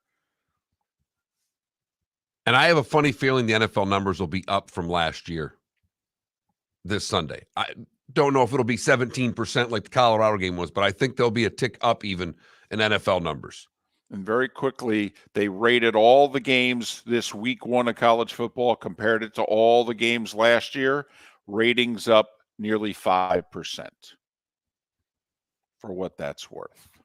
Time now for our play of the day. Felipe, what do you have for us? I'm telling you, I am like Billy Bean from Moneyball. Ever since the last time I watched a Marlins game was the last time they lost a game. So I am not allowed to watch the Marlins anymore because in the 5th inning, Joey Wendell hits his 2nd home run of the season. Chisholm goes deep. Jesus Sanchez goes deep. And Luis Arias. 1-2 pitch to Arias is a line drive. Left center field, the base hit. Stallings will score easily. Albin picks it up on the warning track. Here comes Wendell. Rojas didn't throw it in time. That's a 2-out, 2-run double for Luis Arias. Oh, the Marlins are laying it on thick on the Dodgers. Here in the bottom of the 5th inning, they lead 9-1. Kyle Seeloff on the call. Marlins scored 9 runs in the 5th inning and beat the Dodgers at home 11-4. They are on a 6-game winning streak just at the right time of the season. Will they keep it up? We shall see. Right now, if the season ended, the Marlins would be in the playoffs. What do you mean, will they keep it up? Are you going to watch? You're right. I'm not going to watch. Well, then it's done. I mean, the Orioles are never losing again, apparently, and now neither are the Marlins. 9 spot in the 5th. Right. That'll get things done. Dodgers pitching is a mess between injuries. Now Urias with the suspension. The Dodgers are very vulnerable in the playoffs. Very vulnerable. And the winner of the Central, in theory, the 3 seed would get them. But also potentially even the Marlins. The Marlins right now are the 6. They would play the Brewers. If they win, the winner of that series gets the Dodgers. I'm telling you, the Dodgers are very vulnerable in the playoffs. They have no starting pitching right now. Marlins go to Philly this weekend and then Milwaukee. So last game against the Dodgers tonight. And I will not be watching. So No, you will not. No. Sir. Oh man, I hope they make the playoffs. Not that we're superstitious sports fans or anything. Absolutely. It's because of you, Felipe. Keep thinking that way. Yep. They're not doing this because they're getting timely hitting and the pitching's come around a little bit and they're actually figuring out how to finish games. It's because you're not watching. Because you gave up on them. And that's the reason, too. You gave up on them. No, it's not because I gave up. It's because Bally Sports, and I won't get into it because we need to go to break. Miller and Moulton. Roy Cummings in a half hour. JP Shadrick as well in the 8 o'clock hour. And Joe Zagacki at 9 o'clock right here on Miller and Moulton. The law firm of Michael F. Hornung has successfully represented the citizens of Southwest Florida for over 30 years. As a former prosecutor, the information I know is information you need to know. If you've been arrested for a DUI, a criminal matter, or involved in an auto accident, call the law firm of Michael F. Hornung. I'm a local attorney with local knowledge to assist you through the process. For a free consultation, call 239-437-0095. That's 239-437-0095. Offices in Fort Worth. Located on the East Trail, locally owned Naples Tiki Bar and Grill is an outdoor eatery next to the Hitching Post Shopping Center. Island-inspired food with a true tiki theme. The best place in Naples to enjoy the beautiful weather in Southwest Florida. The Naples Tiki Bar and Grill offers a great menu for dine-in or takeout. Enjoy our famous pulled pork, huge burgers, and tiki bar cocktails. Don't miss happy hour every day from 3 to 6 and live music 7 days a week. See you soon at the Naples Tiki Bar and Grill, 11498 Tamiami Trail East. Hello, friends and family of Southwest Florida. Are you looking to tap into the electric vehicle market? Well, look no further because we here at Southwest Florida Golf Carts have just what you need. E-bikes, golf carts, LSVs, scooters, and more. Come down and talk with one of our experienced sales reps, have a soda and a smile, and you could be cruising the streets in your new EV today. Stop by the store or visit our website at flgolfcarts.com and enter for a chance to win $100 off your next purchase by answering John's monthly sports question. You were listening to Miller and Moulton on the Florida Sports Network.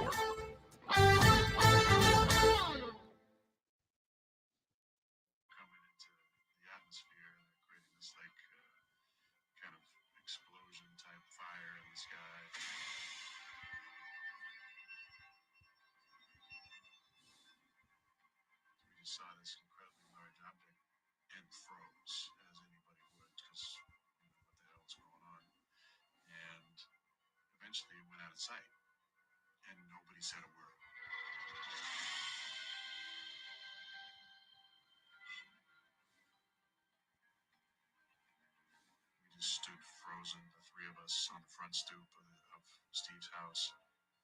About 30 seconds later, we heard the real recognizable sound of fighter jets going shoo, shoo, shoo, shoo.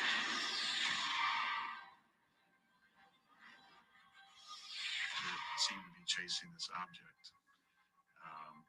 And again, we just stood there in just disbelief for another few minutes, and nobody said a word. And then we all kind of looked at each other like, did we just see what we think we just saw? What was that? Eventually, 20 minutes later, we kind of wound down a little bit, went back to bed. And then you're still not really sleeping. You just experience this bizarre experience. We looked in the papers and online the next few days, and there was nothing about it. That got me into researching more about UFOs. The siren or alarm had been from a nuclear power plant, which is about 9 miles away. And if you know anything about UFOs, there's a lot of sightings around nuclear energy, around volcanoes, around power plants. But yeah, Steve and I are great friends, teammates, and also witnessed whatever the hell it was. I don't know. But it was definitely unidentified. It was definitely flying. It was definitely a large object.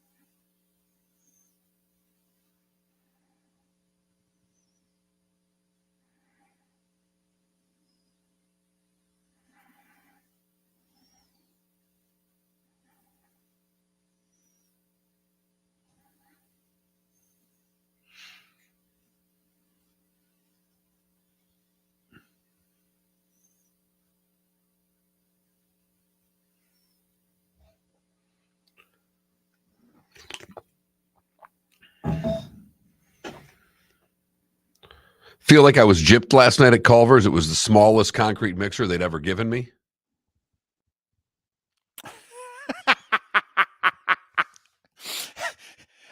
Small enough to say something? No, I don't ever say anything. Right. No, but all three of them were a little small because I get one for Rand got one for everybody in the family. And usually what I do on the ride home while they're in the carrying case is have 2 bites out of each of theirs. That's right. I steal my kid and my wife's concrete mixer. I'm proud of it. If I'm making the run, I deserve a bite. But, yeah, they were a little small last night. Feel like I was gypped. I was going to say it. You sound genuinely disappointed. I do love ice cream. I really do. I think I like ice cream more than alcohol. Okay.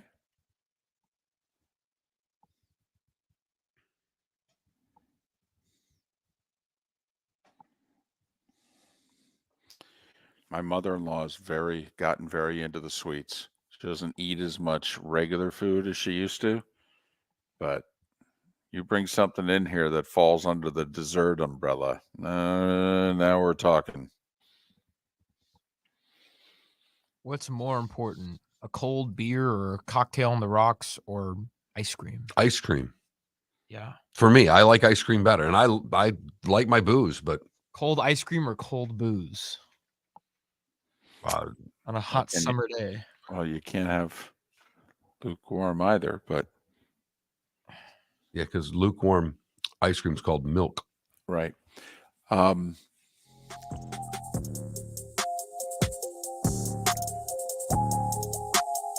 You're listening to Miller and Moulton, only on the Florida Sports Network.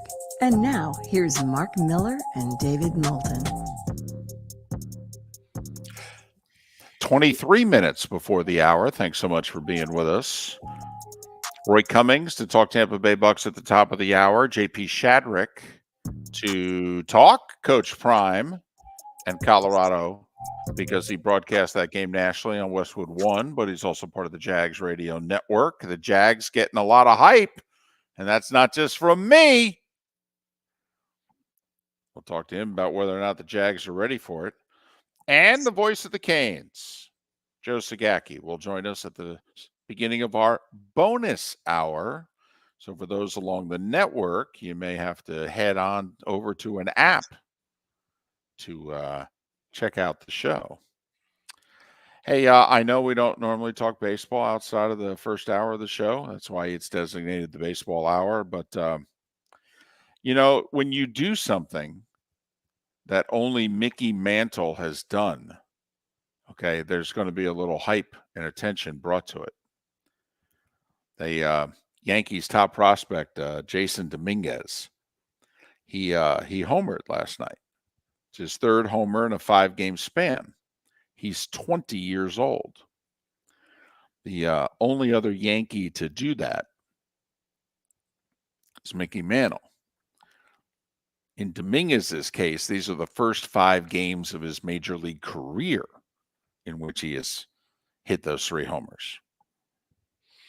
So, I understand he's 20. Mickey Mantle's been dead for nearly 30 years, but still, if you're wearing the pinstripes and you're an outfielder and you do something and they go, wow, the only other guy to do that's Mickey Mantle. Huh. Not like it's putting any pressure on the young kid at all. No. Not like playing in New York already isn't enough pressure. But now all of a sudden getting comparisons to Mickey Mantle and earning the comparisons because of what you accomplished on the field. So, that's all. Nothing expected of you or anything. Hey, did you give it some thought what I threw out there yesterday? Stanton, who's at 400 homers, okay? And the thought by many is, even with all his injuries and what have you, that he's young enough and he'll play long enough because of the DH, that he'll get to 500.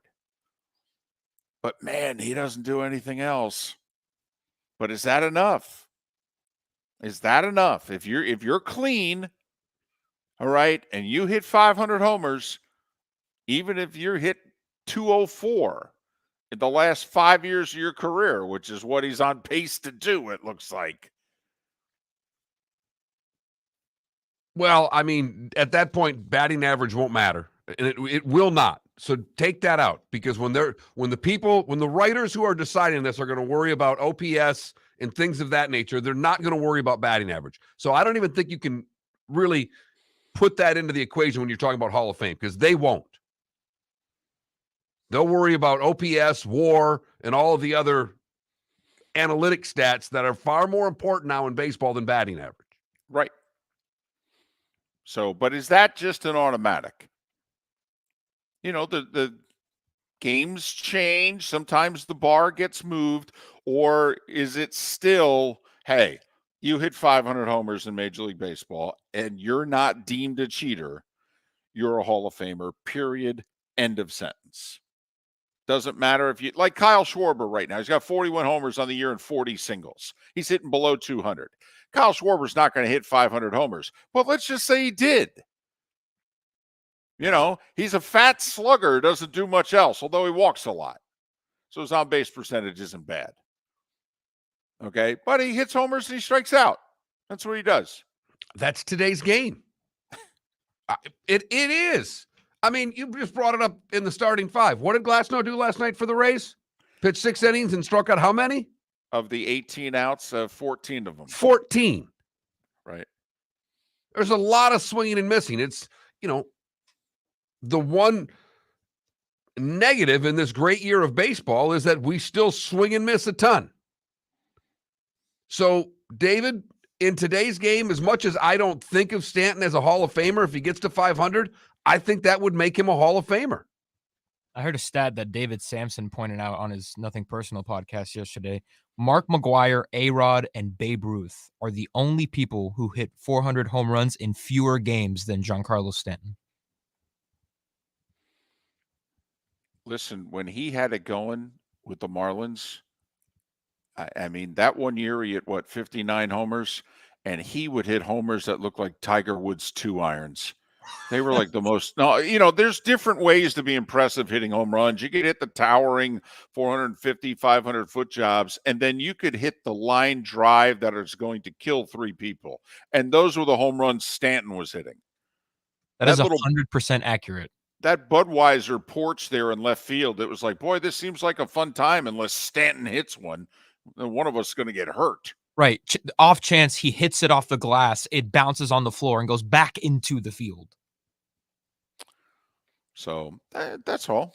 Just, we don't have a whole lot of, those 3,000 hits, 500 homers, 300 wins, although I think we're going to have more and more guys challenge 500 homers since that seems to be the only thing the game's about. So another reason why I bring it up, Mark, will the line get moved? Will 500 become 550? Right. The way we talk about 300 is going to become 250 or 225 or whatever it is from the standpoint of a pitcher. That the bar is going the other way. By the way, Stanton last night knocked out the Tigers pitcher with a comebacker that was 119.5 miles per hour coming back to the mound. Speaking of 2-iron line drives. And remember, at the moment the pitcher releases the ball, he's probably about 54 feet away from a ball coming at him at, I'm sorry, how fast again? Nearly 120 miles per hour. Wow, that would seem to be a problem. Yeah. Mm-hmm. Broke his foot. He's done for the year.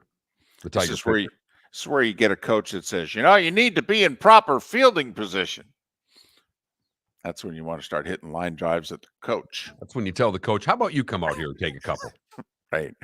No offense, you're throwing BP behind that L-shaped cage, okay?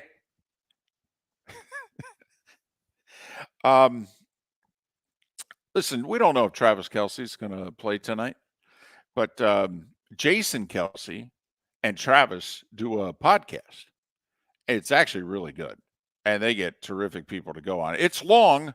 I mean, even for podcasts, they sit around, shoot the bull for oftentimes 90-plus minutes. I mean, it takes a while.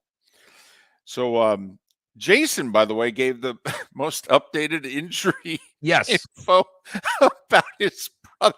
I'll bet the Chiefs are like, man, we're going to have to tell Travis, stop talking to your brother. Well, he talked to him, but it was more about his own experience with the same injury. Right. That he had it, and he did it by what? Kicking a log at a bonfire and hyperextended his knees. I did something stupid, and I kicked a log, but he said there was bruising, there was swelling, and it's all about the swelling going down. And Kelce said, I did it like midweek, and I played that Sunday. He goes, it was painful, and, but yes, as Mark mentioned, he thought the key was the swelling. Now, in this case, Travis, first off, he's got to be, I don't want to say more athletic, but he's got to be certainly more dynamic athletically than his brother, playing tight end versus playing center. And also he has less time in which to recover because the injury happened on a Tuesday afternoon. He's got to play Thursday night. So Travis, that is, officially listed as questionable for tonight. And the line at the time that he got hurt was 7. And now it's all the way down to 4.5, which I think is a combination of Travis Kelce and Chris Jones. Still, every day we get closer to the game and he's not even in the building, the thought is, wow, he's really not going to play. But back to Jason Kelce for a second. Did you, and this is a personal question, I don't think I've ever asked you this before, and if I'm overstepping a line here, feel free to, tell me what you need to tell me. How dare you, sir? Did you ask your wife's mom for permission to marry your wife before you proposed? And David says, my mother-in-law, because my wife's father passed when she was 19, so I didn't have the opportunity to ask her father. Yes, I did. Okay. I, believe it or not, told my future mother-in-law I was taking my hopefully fiance on a trip to the Bahamas, in which I was going to propose in the Bahamas. I figured if I get her in a different country where she can't flee, except by boat, that my chances of her saying yes were increased. So I said, "Hey, just want to let you know I'm planning on popping the question. I hope that's okay." And I figured she would tell her dad, the Methodist minister. You Okay. didn't go to the dad. You backed out and went to the mom. I didn't back out. He was supposed to come home, okay, for lunch that day, and he didn't. And we were leaving before dinner. And so now I thought I was going to get the two of them together. She was still taking classes. And anyway, he didn't come home. So I'm Couldn't like, find him at the church.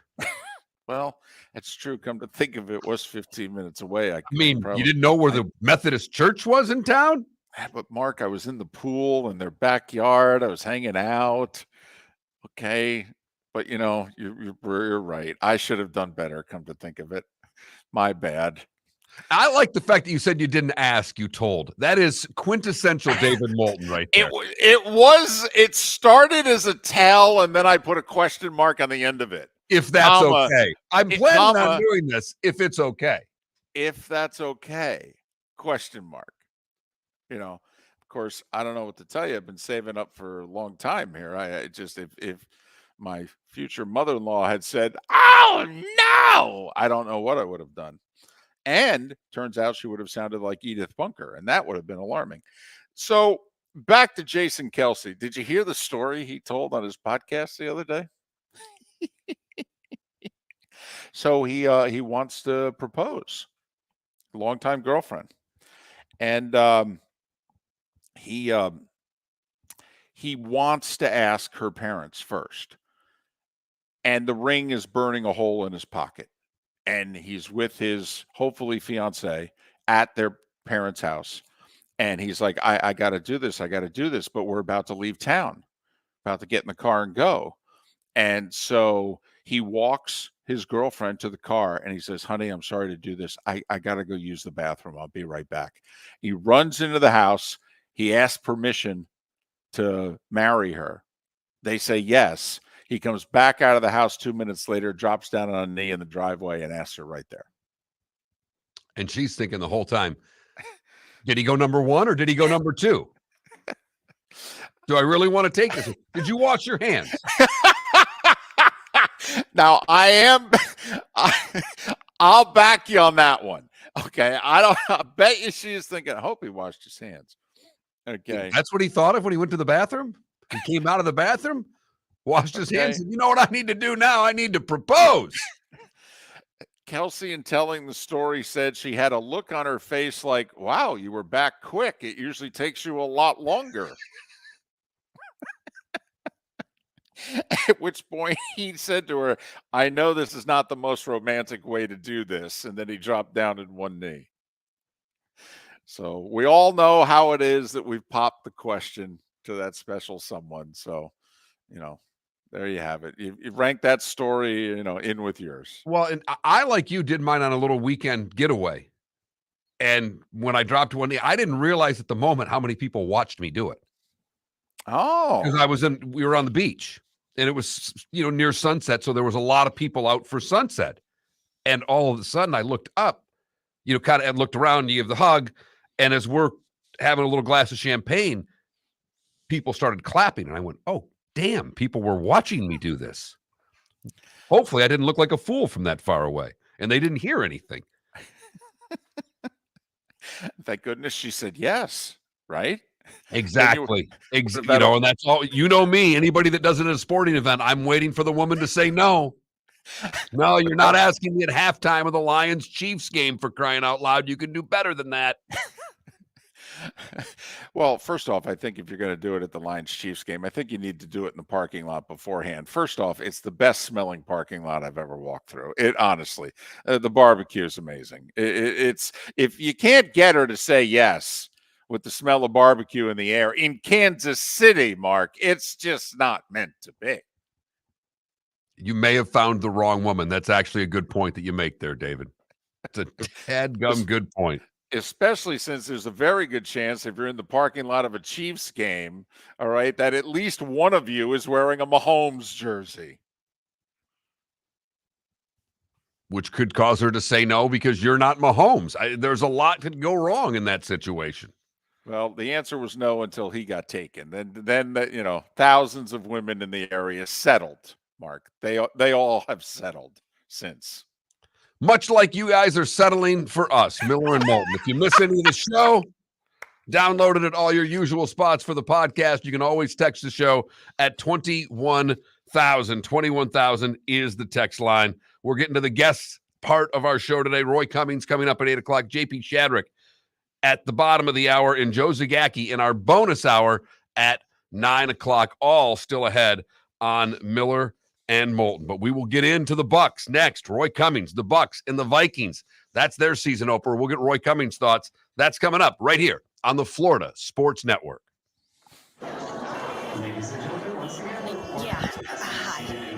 Excuse me. Hey, the line starts back here. Ma'am, if your party's not here, you're going to have to go around again. If you had the opportunity to avoid all this, wouldn't you? Salt Live is the official transportation provider of the Miller and Moulton Morning Show, making your trip to and from the airport seamless and stress-free. Salt Live is supported with the help of local partners like the Bayfront Inn. Gather your family and friends and enjoy a leisurely day on the water with a pontoon or deck boat. If you prefer to explore the waterways without a motor, the Bayfront has canoes, standboards, and kayaks. At the end of your journey, enjoy lunch or dinner at the Bamboo Tropical Bar and Grill. The Bayfront Inn, something for everyone on 5th Avenue in downtown Naples. BayfrontInNaples.com. When you need a ride, book with Salt Live Transportation, 308-8686, or book on saltlivetransportation.com. The law firm of Michael F. Hornung has successfully represented the citizens of Southwest Florida for over 30 years. As a former prosecutor, the information I know is information you need to know.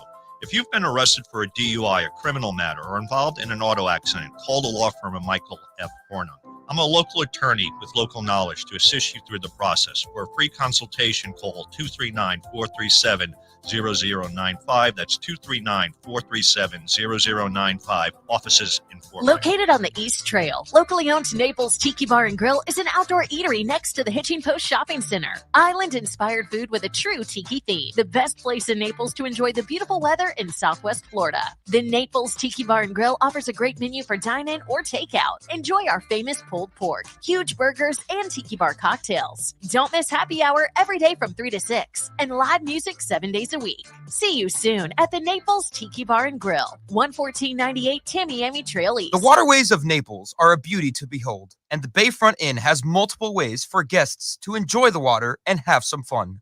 Gather your family and friends and enjoy a leisurely day on the water with a pontoon or deck boat. If you prefer to explore the waterways without a motor, the Bayfront has canoes, standboards, and kayaks. At the end of your journey, enjoy lunch or dinner at the Bamboo Tropical Bar and Grill. The Bayfront Inn, something for everyone, on 5th Avenue in Naples.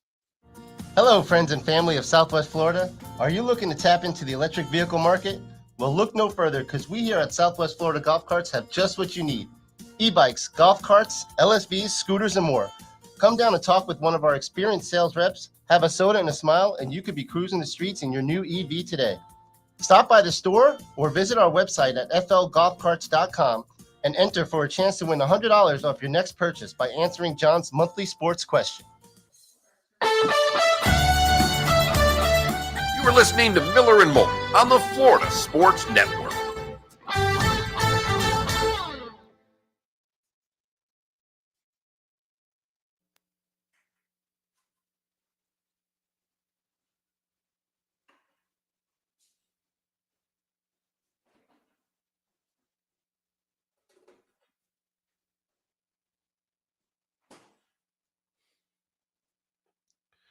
So, Felipe, did you get really ticked off that the U.S. lost to Lithuania? That bother you? No, because they're still in it. They could still win it. And they beat Italy by 40 in the next game. That was nice that they beat the crap out of them, though, because I know Italy's president was all pissed off that Banchero didn't play for them.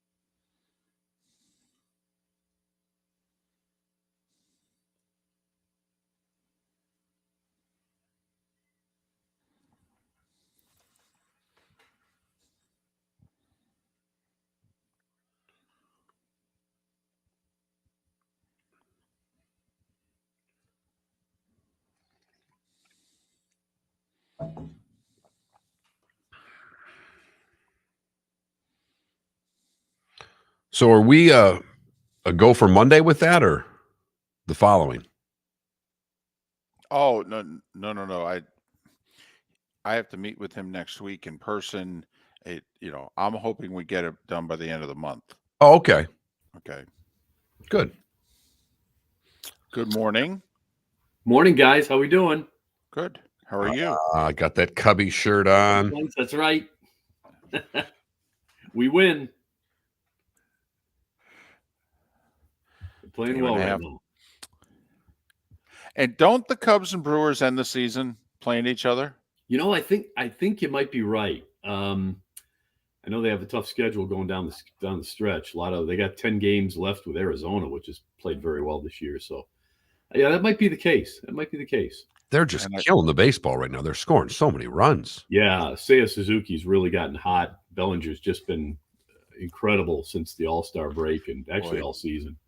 Boy, Bellinger, if you're a GM, that's a scary proposition there. You don't know if this is his, one banner year and you're going to give him $30 million a year and he's going to go back to hitting $178. I think you got to look at it from the standpoint of this is kind of who he was before he got hurt.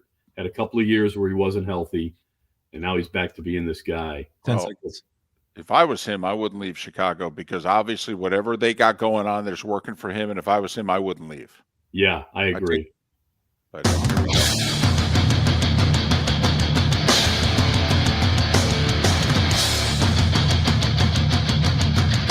You are listening to Miller and Moulton, exclusively on the Florida Sports Network. And now here's Mark Miller and David Moulton. 8 o'clock hour on a Thursday. Most weeks that means Roy Cummings. He's covered the Bucs for a long time. Follow him on X at rcummingsfhcn. rcummingsfhcn. Once again, bright shiny face. Even wearing the Cubs shirt. If you're watching us on the Miller and Moulton Twitch.tv channel, as they're within a game and a half in the Central, he is just, not only is the NFL season beginning for him, but his team is in a pennant race. Good morning. How are you? I'm good, man. It's fun watching baseball these days. Meaningful games in September. Nothing better than that. It sure is nice when your team is playing well. There is no doubt there. But we will find out if another team plays well, because the Tampa Bay Buccaneers open up on the road with the Minnesota Vikings. And there just, to me, are so many unknowns about this Bucs team, but a lot of it starts with both lines of scrimmage. And will the Bucs this year, particularly in the offensive line, they're going to try to run the football. I don't know if they're going to be able to, but Todd Bowles wants to run the ball this year, and that's going to be, to me, the key. If they can get that running game going, it's going to make life a lot easier on Baker Mayfield. Yeah, it is. And, to be honest, guys, look, this is something they wanted to do a year ago, but Tom Brady just wasn't going to have it, unfortunately. Still, they were okay. I think they would have been a better team last year if they'd have tried to run the ball a little bit more. I know that was kind of the goal going out, but Dave Canales, the new offensive coordinator, that's his scheme. He wants to run it. He wants to run it 60% of the time. And I think the Bucs are going to be committed to it. And for a couple of reasons, because first of all, I'm not sure the offensive line is going to be all that good at protecting the quarterback. They do need to protect Baker Mayfield because you really still don't know what you have in Kyle Trask. Kyle Trask isn't as mobile as Baker Mayfield, so you've got to protect the quarterback a lot better. And I just think this line is kind of built to run the ball. I think that's probably what they're going to excel at. Most lines do, but at the end of the day, this line I think is going to be much better, especially when you've got the situation at the two tackle spots where Tristan Wirfs is trying to learn how to play left tackle. He's going to be out there on an island by himself a lot. Let's face it, they don't have the tight ends that they had before. May not be able to get a whole lot of chip protection from the running backs because they're young. We're not sure how good they're going to be in that role. And then you got Luke Gedeke, who, he had some moments where he looked pretty good in preseason, but he also had some moments where he looked like he didn't belong. So we'll see how it goes. And, I think running the ball is going to be very smart for these guys early on. Well, Roy, let's just give the offensive line the benefit of the doubt that they will be better at running the ball this year than last year from an offensive line standpoint. But are the running backs good enough? I mean, this is as unproven a backfield as there might be in the league, right? Yeah, that's good. That's a real good point. Look, I think they are. I think Rachaad White is if you got a fantasy team and all the best running backs are gone, if you drafted this guy late, I think you might be very happy because number one, they're going to run the ball. I think they're going to do it rather effectively. And Rachaad White, the man can play. And guys, I know he's got a heart condition that you have to keep very close track of, but Sean Tucker, man, did this guy look like a star? Now he's running against second and third team, but as a rookie coming out, yet to really, build up his body the way he should, get a feel for the league the way he should. He sure looked like he belonged. I think he's a guy that they can count on. We'll see if Keyshawn Vaughn's healthy, but Chase Edmonds is a guy who's been around. I think the running back crew, I like it. I like it a lot. I really like Rachaad White. I really like Sean Tucker. I think they can bring a little bit of, energy to this team that they're going to need. I think they're going to surprise some people. On the other side, you got to stop the best receiver maybe in the game, one of the better tight ends in the game. It's going to be, to me, Minnesota's going to throw the ball quite a lot. That's who they are. They got rid of Dalvin Cook. They think they can replace a little bit of that. But when you look at Minnesota throwing the ball, are you comfortable with how the Bucs will be able to defend that? I am, simply because, look, you've got a veteran core now, really, in the secondary. I mean, those guys have been around. Jamel Dean, Antoine Winfield, Carlton Davis, they've all been around. And this group is so good that, a young guy, Christian Eisen, comes out and wins the nickel spot, the nickel quarterback spot. So I like the secondary. I think the front seven is underrated. I really do. And I don't want to sound like a homer. You guys know I'm not. I tell like when it is when it comes to these guys, but I do think the Bucs front seven is still extremely underrated. It's still got Levante David, who's arguably been the most underrated linebacker since he came into the league. Devin White clearly is an all-pro caliber player. Vita Vea is an all-pro caliber player. If Kalijah Kancey can get healthy and Joe Tryon-Shoyinka can, somehow finish his sacks, he can get into the backfield. I think this team can be, I think they can penetrate. I think they can cause harassment. And I think they can make things easier for the secondary and allow them to take the ball away a little bit. So I think passing against the Buccaneers is going to be difficult. We've seen that running up the middle on them is difficult. I think we all know that's going to be the case. So we'll see. Yes, you can throw on them, but if some of these guys figure out their way to get home on the defensive front, I think they're going to be okay. Levante David, by the way, if he stays healthy, will move into the top 10 in league history in tackles. That's how effective a player he has been. He's Roy Cummings. He covers the Bucs for us. Follow him on X at @RCummingsFHCN, @RCummingsFHCN.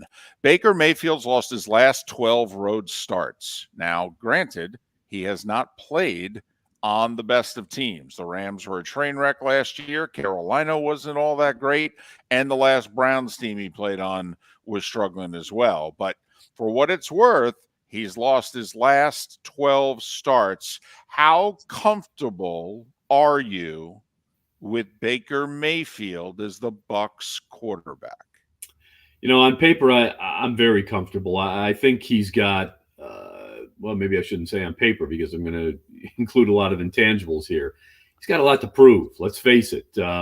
He is looking kind of at the abyss of his existence here in this league. He's staring down into that netherworld, and he may be out of the league if he can't figure it out with Tampa. Because let's face it, he's got a lot of talent around him. The offensive line may not be special, but he's still got Mike Evans and Chris Godwin and this kid Trey Palmer, who everybody's excited about. I think he's got a running back crew that can help him. An offensive scheme that certainly should work for him. So I think he's kind of got everything going for him, and he's got to prove that he belongs in the league. I think he will. Again, when he's been healthy, when he's had good talent around him on both sides of the ball, including a defense that can kind of hold on to a lead and not, force him into situations where he's got to make ridiculous throws late in the fourth quarter, he's won. And I think he'll do it again. He looked very good in training camp. It's really he's not going to have to be as much of a playmaker as he is a manager with this offense, and I think that's good for him, especially early on. Go 4 or 5 games, and if you can stay healthy, get a feel for things, and then start opening things up a little bit and taking some more chances. But right now, I'm very comfortable with them. I think the Bucs could have done a lot worse in terms of who they bring in at quarterback through this transition now to the Tom Brady era. You surprised they didn't get a deal done with Mike Evans already? Yeah, a little bit. But here's the thing: there's still the cap situation is just so overwhelming right now for them. I mean, they've got 13 rookies on the team, and it's not despite what Jason Light says, and I think the scouting staff is excellent, but despite what they say, it's not because, boy, we just love the guys we drafted. It's because that's what they need. It's a money game, and in this era, they don't have much, and so I think they're gonna have to wait, obviously, and redo some other deals, let some other guys go, and things will happen eventually. I think they just have to explain to Mike Evans, much like they explained to Devin White, just can't do it right now. The problem with Mike Evans is look, he's restructured his contract 4 or 5 times already to make things work for the Bucs. Now it's time to pay him. If he gets hurt, it could really be a problem. And let's face it, Mike Evans always comes up with a hamstring injury at least every year. So he'll likely miss a game, maybe 2. But I'm a little surprised it hasn't happened, especially for him. Well, here's my concern for the Bucs. Let's just say this year's not bad. It's decent, whatever that definition is. Are they going to have anybody on offense who's better than Mike Evans at this time next year? I mean, that's the problem. I mean, don't you you're hoping this is the transition year and you then start building it back up in 24 and 25. Well, if you don't have anybody who can replace Mike Evans as your number 1 receiver, I mean, I don't know, Roy, it kind of makes it seem like, well, then you got to keep him. Yeah. Oh, yes, you have to keep him. And I think they have every intention of keeping him. I just think it's an issue right now that they can't quite put it all together in terms of cap problem. It's the cap. That's what's prohibiting them from signing Mike Evans. At 30 years old, people start talking as if he's kind of on the downside of the career now. Not necessarily. I mean, we're in an age where players are playing at 36 or maybe 44, 45. I don't think he'll go that long, but he's got 5-6 good years left in him. Probably 5-6 great years, 1,000-yard seasons. As long as he's got a quarterback and can get the ball to him. So he's going to play. He's going to play hard always. Yes. You can't let Mike Evans go to another team and expect to be a contender in any way. That's the sign that you've decided that we're going to blow this thing all up and start all over again. That's the indication that, if he gets traded, for example, that's the sign that you've decided, okay, we're going to draft a quarterback in the first round and we're tanking for whoever. All right, 20 seconds. Over under 7.5 win total. Where would you go? Boy, oh boy. Look, you guys know me, not a homer. I'm going to go over. I think they can win 8, maybe 9. I do. In the division, I'm starting to think they're the best team in the division, at least on paper. Oh, I'm thinking they're the best team in the division. Whoa. That doesn't mean they win the most. I think they're the best team in the division. Yesterday was our day for bold NFL predictions. We needed Roy on yesterday, but that's the boldest. That might be as bold as we had all day yesterday. I think on paper they're the best team in the division, guys. I think you've been watching the Cubs and the euphoria has seeped in. Okay, you're watching what they've done in the second half, and they're better than people thought they'd be. And you're thinking, well, this is my life right now. This is going to continue. Parallels there. There may be some parallels there. There may be. I'm not saying there is, but there might be. Roy Cummings, covering the Bucs for a long time, and we're thrilled that he makes us part of his weekly schedule. Follow him on X at rcummingsfhcn, rcummingsfhcn. All right, good luck to your Cubbies, and we'll check in next week. Thanks, guys. Appreciate it. Roy Cummings, kind enough to join us once again here on Miller and Moulton. Wow. I'll go under. Although there's something about the points in the Bucs I like because Minnesota didn't blow anybody out last year, even when they won. JP Shadrick coming up. 25 minutes right here on Miller and Moulton. Visit Jason and Todd at the Diamond District.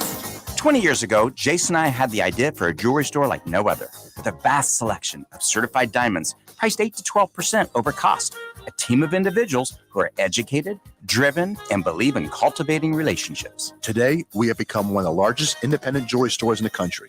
Todd and I love what we do and are in the store nearly every day, along with our GIA gemologists, master jewelers, custom designers, and non-commissioned diamond consultants, all of which we consider family. As direct diamond importers, we travel the world, forging relationships and sourcing diamonds. What we love most about our business is that we can call Southwest Florida our home. If selection, value, and comfort are important to you, give the Diamond District an opportunity. You won't find a better diamond buying experience. Todd and I look forward to shaking your hand and welcoming you to our Diamond District family. At the Diamond District. The law firm of Michael F. Hornung specializes in criminal defense, DUI, personal injury, nursing home claims, and auto accidents. I'm a former prosecutor with over 34 years of experience. The information I know is information you need to know. If you've been arrested for a DUI, time is of the essence to maintain your driving privileges. Call the law firm of Michael F. Hornung for a free consultation. At the law firm of Michael F. Hornung, we are committed to excellence in your representation. Being a local attorney with local knowledge is clutch to the success of your case. For over 30 years, we have successfully represented the citizens of Southwest Florida. For a free consultation, call 239-437-0095. That's 239-437-0095. Our offices are conveniently located in Fort Myers. Visit online at mfh-law.com. You are listening to Miller and Moulton on the Florida Sports Network.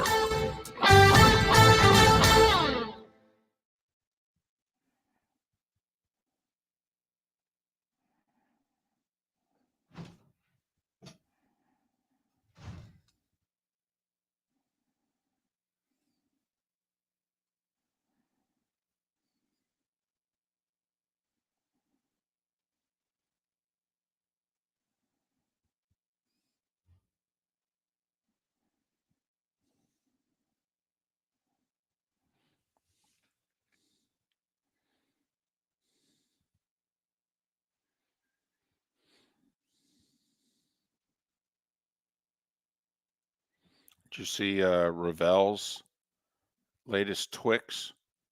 I did not. Is it the big food potato thing? Slim Chicken 2.0. It's new at Eagles games. Frosted Flakes fried chicken, Cooper sharp cheese, honey glazed bacon, cherry jam, and ghost chili with apple fritters as the bun. Which game is the other?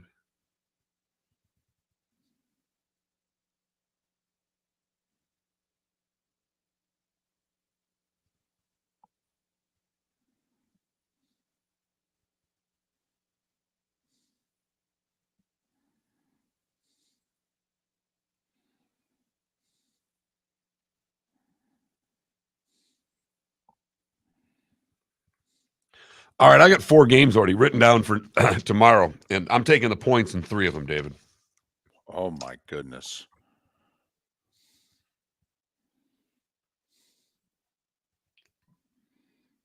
Look at you. I could have 11 picks tomorrow. There's so many games I like. Do you need a number? I just want to book your games. Mark's like, I'm going to quit my second job if I can just be Moulton's bookie. I'll make enough. Honey, don't worry. We're fine. Well, what are you doing? Moulton's bookie. Don't worry. We're good.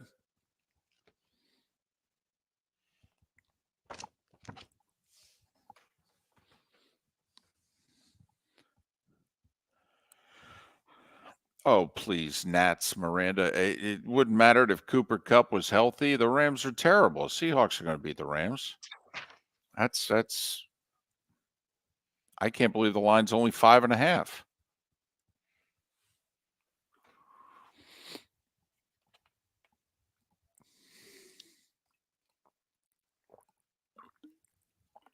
Seattle's going to have their full complement of wide receivers. Well, Miranda, you and Pat Kerwin picking the Seahawks to win the West.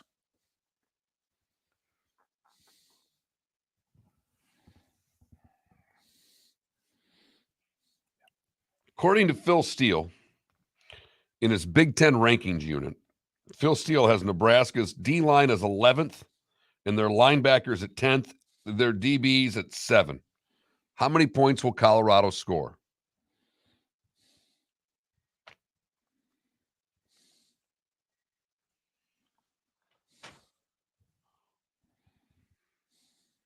I want to take Colorado so badly, and I don't know if I have the guts to do it.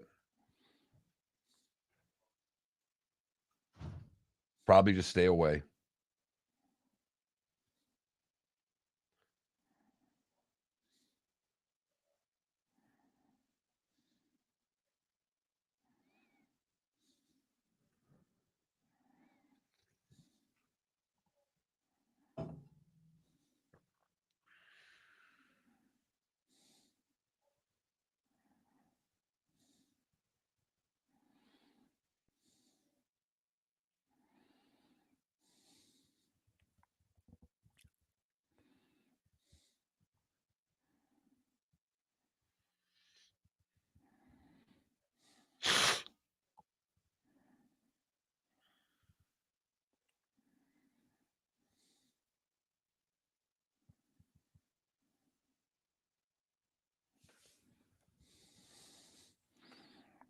You got something there?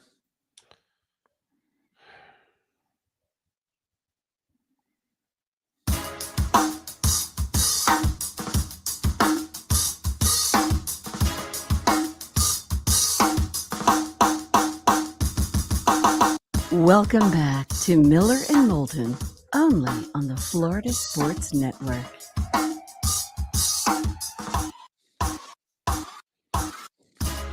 "21 minutes past the hour. JP Shadrick will join us coming up a little more than 15 minutes time. He called the Colorado TCU game on Westwood 1, so we'll get his thoughts on Coach Prime and what the Buffaloes did. And then also, since he's part of the Jags radio network, I figured, we'd talk a little bit about the team that's favored to win the AFC South. We got Lions and Chiefs tonight. Kansas City, 4.5-point favorite, over under 52.5. I love the over. And I hate, by the way, that I can't include the Thursday bets in our weekly, Fantastic 5, Super 7, Excellent 11, whatever the heck we're doing. Freak out 15. Can we go Big Ten 18? I mean, ACC 18? I'm sorry. That's a cheap shot. Moulton thinks of our picks like the Big Ten Conference. We are not limited by a number here. No matter what number I put on it, I can put 5 on it. I can put 7 on it. It doesn't matter. When he's feeling it, he's feeling it. Mark, you just made a very good point. I'm not allowed to make fun of these conferences anymore. No, you're really not. I mean, because we did a Super 7 forever, and I would do between 9 and 11 most weeks, and then you narrowed it down to a Fantastic 5, and I still think we're doing at least 7. So, come to think, my apologies to the Big Ten and to now the ACC. I just, what? Well, the Big 12 as well. Yes, now, or at least, beginning next year or what have you. Okay. Well, your thoughts tonight. Come on. I mean, no Chris Jones has got to be the thought. I mean, he hasn't been in camp, hasn't practiced, doesn't have a deal. He's got a deal. He just doesn't want to play for it. And Travis Kelce, I mean, most people think, quite frankly, he's questionable for the Jags game a week from Sunday in Jacksonville, which, by the way, think about that break Jacksonville could get. They get the Chiefs without Kelce. But anyway, he certainly won't be 100% tonight if he plays. Likely will not play. I mean, this Chris Jones, Travis Kelce, I mean, you could argue these are the second and third best players on the team. Right. They're the most impactful players, not named Mahomes. No doubt. Right. So what do you think? David, I'm having so much trouble, and I'm actually fired up. I'm not a Lions fan, but I grew up in Michigan. I watched the Lions my whole life. They've been bad for the majority of my lifetime. I am fired up for this game tonight. I'm fired up for all my friends that are diehard Lions fans that have all this hope that they have not been able to have at the start of a season. It's Jared Goff on the road. I understand. And at the end of the day, I'm with you that it's going to be a high-scoring game. I almost think it's the last quarterback with the ball wins. Which is many an NFL game. But I like Kansas City in this game for reasons I can't explain. I just think that Andy Reid, with this much time, it's like coming off of a bye. This is the biggest bye of the year. Andy Reid having time to execute a game plan against Detroit. He's the better coach. They have the better quarterback. So I'm going to go with coach and quarterback when all things else are equal. And you said the line's 4.5. I've seen it at 5, but it definitely went from 6 to 4.5 over a day. And now it's, anywhere between 4.5 and 5. So the Kansas City bettors jumped it when it got down to 4.5 in some cases. So shop, as we always tell you, if you're going to bet these games, shop around and find the best line that you can. But I'm going to take the quarterback and coach and take Kansas City in a really tight game. Mahomes has never lost an opener, for whatever that's worth. Andy Reid, as you mentioned, his record coming off of buys, and you might as well consider week 1 a bye, right, is the best in the history of the sport. And it's Detroit on the road, right, against a good team. I mean, let's be honest. Even though the Chiefs will not be, I believe, as good tonight as they normally are on offense, with or without Kelsey, and their wide receiving core is not even what it was last year. So I don't think the Chiefs will be as good offensively tonight as they were down the stretch last year. But the onus is on the Lions defensively, Mark. I mean, that's where they failed last year and got themselves in the hole that they got themselves in. They were bad. They were awful covering tight ends, which is why this Kelsey injury is an even bigger deal than it otherwise would be, because the Lions in some analytics were the worst team in the league with the tight end, but they certainly were one of the 3 worst teams in the league covering the tight ends. And the replacements for Kelsey caught no more than 28 passes last year. So they've got guys who can rush the passer, but have they done enough defensively to win a game like this? Or, Mark, are you right? Mahomes will get the ball last, and he'll drive down, and they'll get out of there with a 3-point win. I will take the over. I'm with you. Much like, to me, the onus is on Texas against Alabama. Sorry, I can't take you until you actually win a big game. Sorry, can't do it. You can talk about how much better the roster is and yours, and I'm sorry.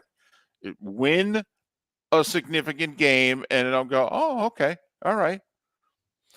Don't you kind of feel the same way about the Lions? I mean, Pat Kerwin's been saying for 2 months the Lions could be a good team, could win the NFC North, and start the year 0-2 because they open with Kansas City and Seattle.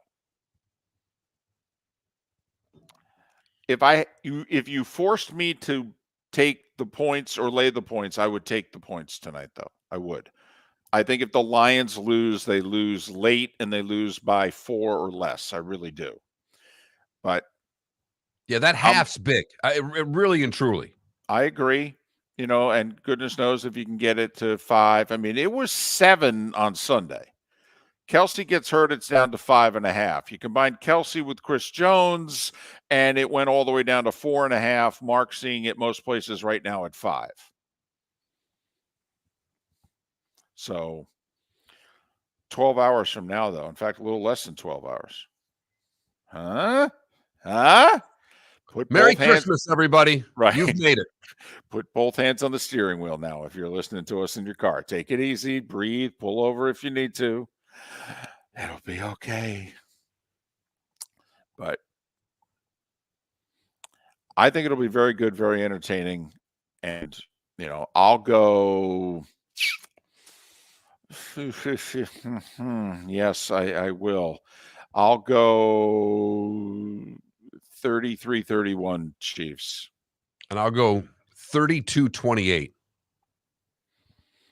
So we're both definitely going over, which has gone down at least 1.5 points since the Kelsey injury news. because that over-under was in the 54.5 range, and now it's in the 52.5 range. So Vegas has this game 28-24 essentially, and Kansas City. Is it better for the league if the Lions win?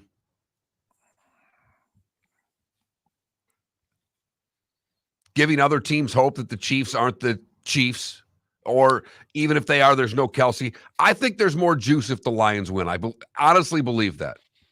Really? Yeah. Because no one's expecting an undefeated season out of the Chiefs. I think you get an upset week 1. You get a close game with Detroit winning. I think that would be a little more juice for the league. Well, it's funny. I don't think it would be the excitement surrounding the Lions as much as maybe. Remember, we've been talking for weeks now. Are the big 3 in the AFC of the last 2 years, Buffalo, Cincinnati, and Kansas City, all these teams have loaded up and consider themselves good. Well, then you got to tear down the very good. Who's going to do it? And if Kansas City loses, we've pointed out how good Cleveland's been against Cincinnati. Buffalo's at the Jets. The big 3 could all lose week 1. And in a very competitive AFC, does it then become a wide open, very competitive AFC? We'll talk to one of the teams that we think is going to be big in the AFC, the Jags, JP Shadrick. He's next on Miller and Moulton. Yeah, hi. Excuse me. Hey, the line starts back here. Ma'am, if your party's not here, you're going to have to go around again. If you had the opportunity to avoid all this, wouldn't you? Salt Live is the official transportation provider of the Miller and Moulton Morning Show, making your trip to and from the airport seamless and stress-free. Salt Live is supported with the help of local partners like the Bayfront Inn. Gather your family and friends and enjoy a leisurely day on the water with a pontoon or deck boat. If you prefer to explore the waterways without a motor, the Bayfront has canoes, standboards, and kayaks. At the end of your journey, enjoy lunch or dinner at the Bamboo Tropical Bar and Grill. The Bayfront Inn, something for everyone on 5th Avenue in downtown Naples. BayfrontInNaples.com. When you need a ride, book with Salt Live Transportation, 308-8686, or book on saltlivetransportation.com. Visit Jason and Todd at the Diamond District. 20 years ago, Jason and I had the idea for a jewelry store like no other, with a vast selection of certified diamonds priced 8 to 12% over cost. A team of individuals who are educated, driven, and believe in cultivating relationships. Today, we have become one of the largest independent jewelry stores in the country. Todd and I love what we do and are in the store nearly every day, along with our GIA gemologists, master jewelers, custom designers, and non-commissioned diamond consultants, all of which we consider family. As direct diamond importers, we travel the world, forging relationships and sourcing diamonds. What we love most about our business is that we can call Southwest Florida our home. If selection, value, and comfort are important to you, give the Diamond District an opportunity. You won't find a better diamond buying experience. Todd and I look forward to shaking your hand and welcoming you to our Diamond District family. At the Diamond District. You are listening to Miller and Moulton on the Florida Sports Network.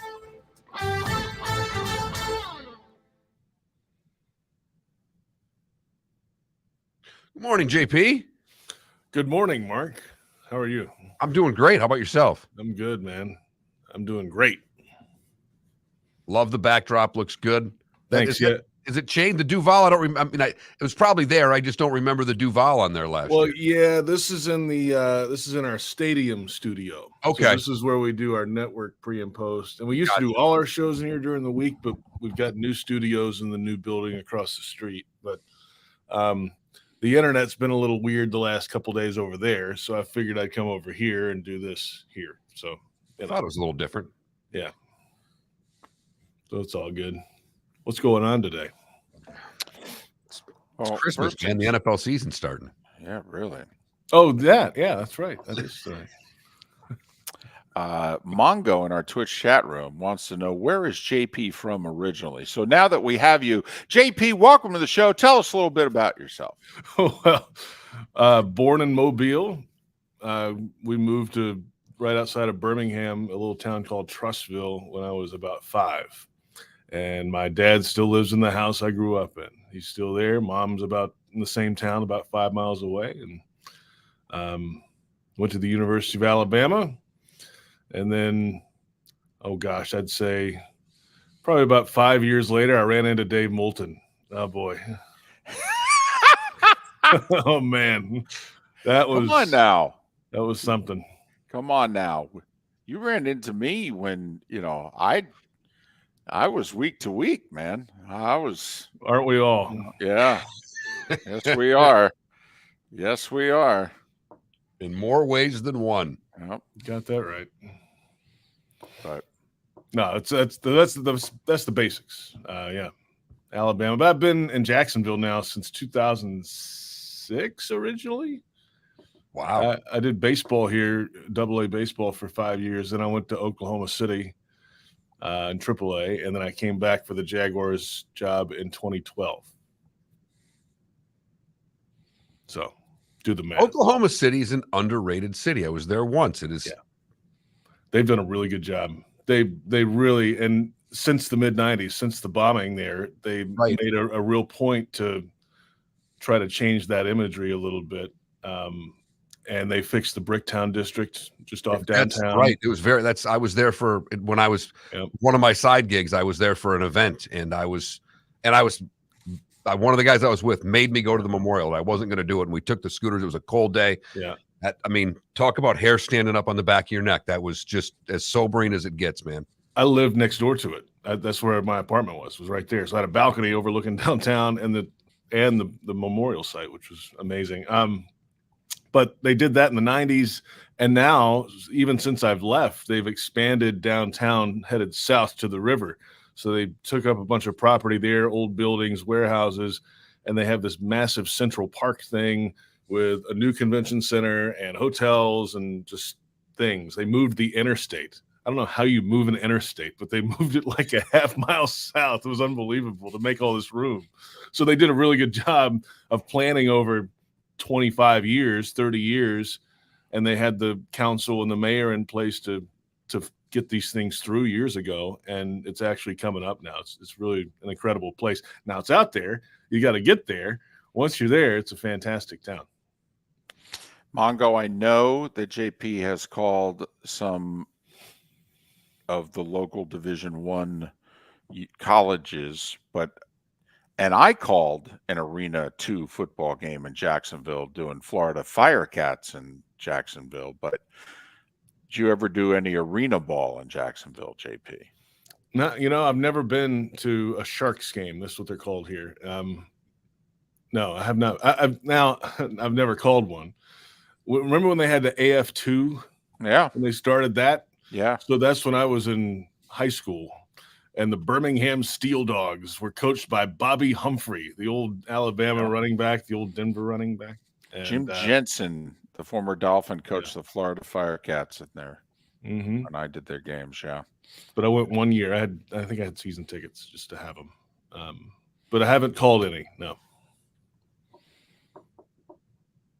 See, Mongo, he's at a different level than me. So yeah, I had to call the arena too. JP just goes to the games and drinks beer with them. That's the better way to do that, I think, actually.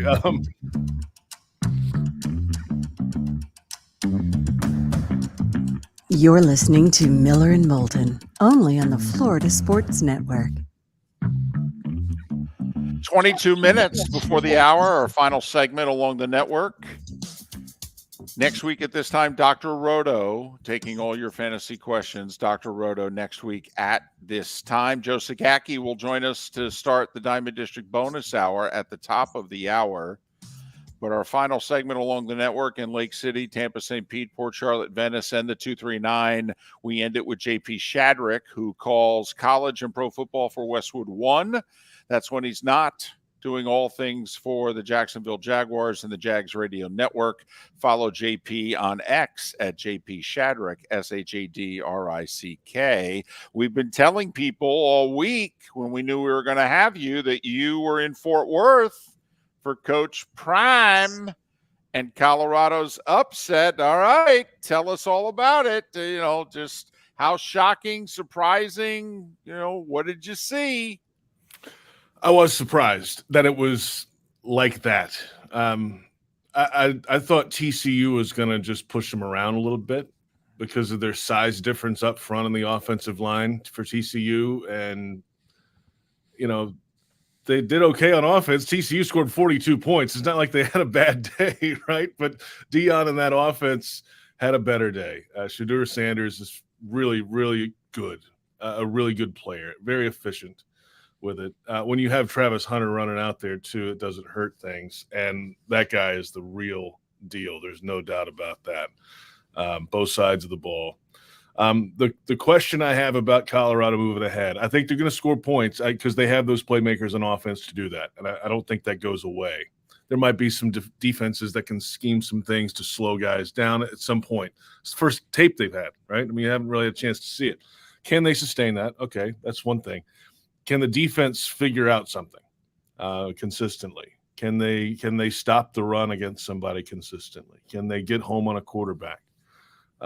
It's not just Travis Hunter playing all 11 positions. It's not Bugs Bunny. He can't do it.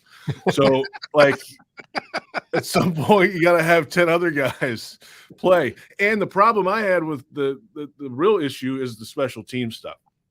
They had a field goal blocked right almost up the middle, between the wing and not up the middle, wing and the left tackle. Free run. Can't have that. They had another one that they made at halftime that should have been a holding call on the left wing. He ripped his jersey down, and they didn't call it. And then they gave up an 85-yard kickoff return. We'll find out. That's where you can see issues in organization, coaching. Can Deion get that together in a week or two's time? I think we'll find out soon. And the other question I would have on that game is the offensive line going to be able to hold up? Because obviously they can throw the ball around, but when, as you said, JP, there will be teams that will scheme against them to slow them down a little bit. And TCU, they're good. They aren't a great team. And when they're playing against some teams that are going to be a little more physical up front, can that offensive line hold up? Because Sanders can make every throw if he had time. And in the first half, he had all kinds of time. Yeah, he did. And, and a lot of that, too, he was throwing down to the running back some. Edwards was running all over the place, too, and he's out there in space and doing his thing. That's fine. But I was actually impressed by Sanders, Shadrick Sanders. There's like three Sanders. Shadrick standing in there. He's not – his first instinct's not to run like crazy.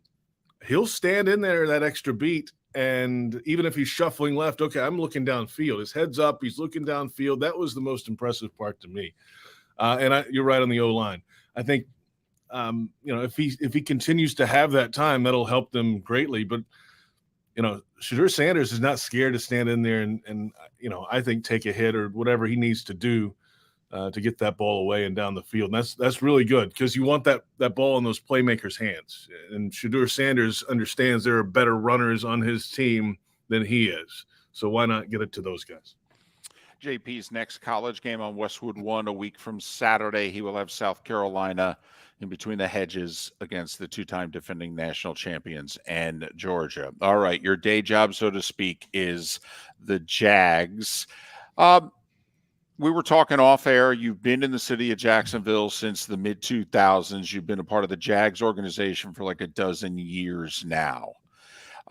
Tony Baselli is somebody that you do shows with regularly during the week. Obviously, he was there for all the hype and the success of the mid to late 90s. Where does this rank, so to speak, in Jags history in terms of not just hype and excitement, but genuine expectations, JP? How high are they? In terms of the genuine expectations, I can speak to the 2018 season going into it, coming off the 2017 playoff run, where they went to the AFC Championship game. Miles Jack wasn't down. They called him down. They lost the game. okay, the next year you come in, it's like, wow, they went to. Let's go. Like, this is the team. They're going to build it. They're going to go back. The defense is intact. Everybody's good until they weren't, and they collapsed and they fell in on each other. And you had a lot of guys in that defense that had a lot to say about how it went down, and it just disintegrated. And the Coughlin stuff was going on. All that was at the same time. I'd say this is bigger because of the offense and the weapons and the ability to score points. This is all on paper. You have to go do it on Sunday. But the weapons coming back, the way they finished the season, they've been through some battles. They rallied. Okay, now they're set up, in theory, to go score 30 a game. And that's it's never been done here before. And it wasn't done in the NFL last year. So if they can get to 30, that's a mark. And I think we've talked about that before. I think that's why the excitement's different. Back in the old folks around here will say in the mid-90s that the excitement was there. Well, yeah, it was a new toy. It was the expansion team. But what were the expectations for the expansion team? Nothing. Like the 96 team, that came out of nowhere.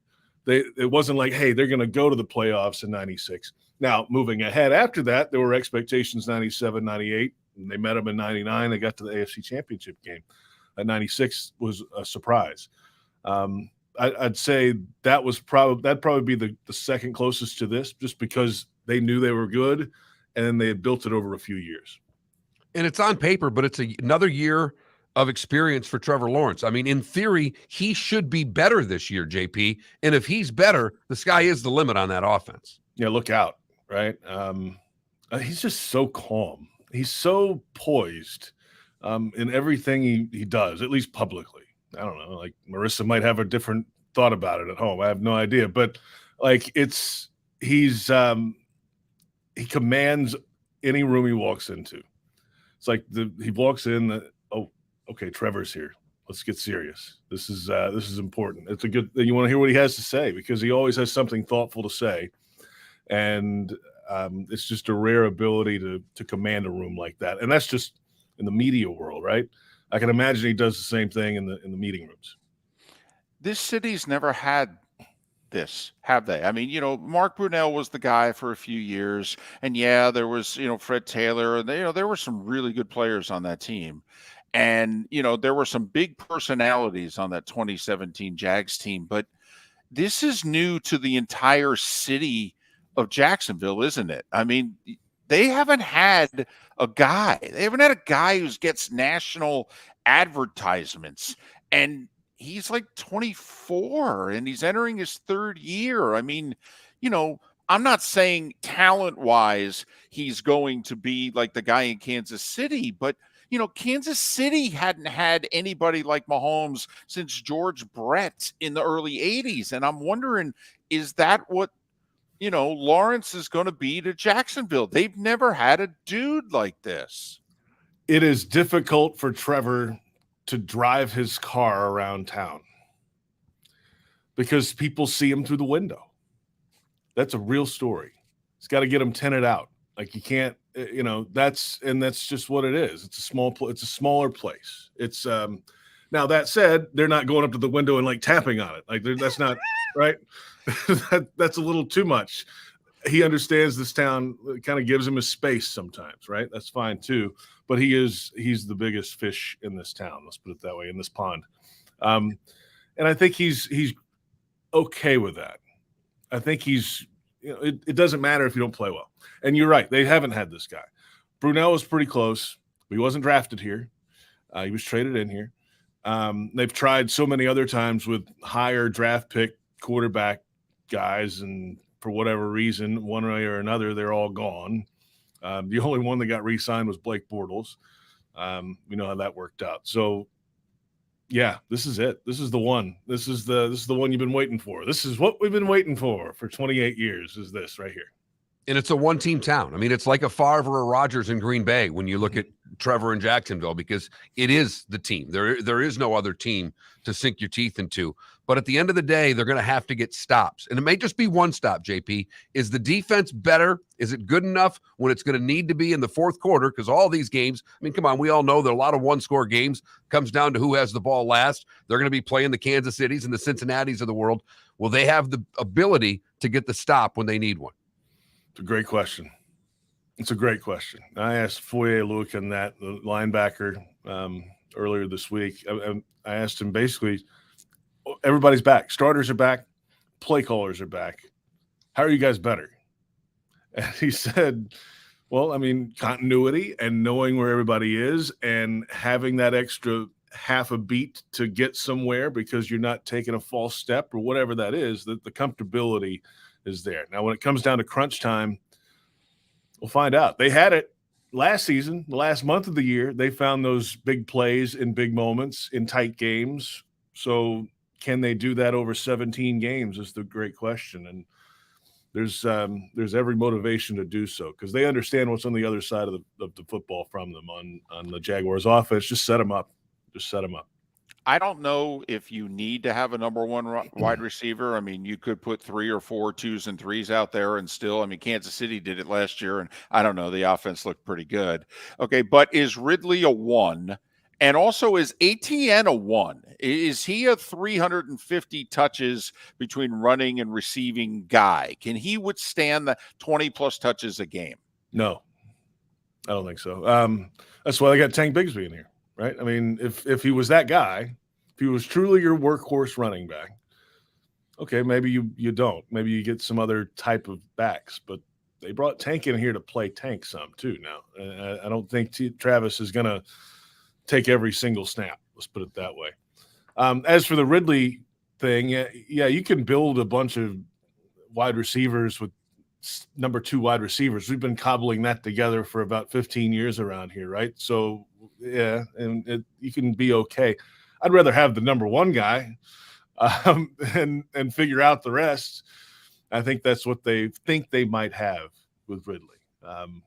Incredibly gifted route runner, works so hard at it. It's not just show up and go play. I mean, the guy is studious. He's great with the teammates so far, feels like.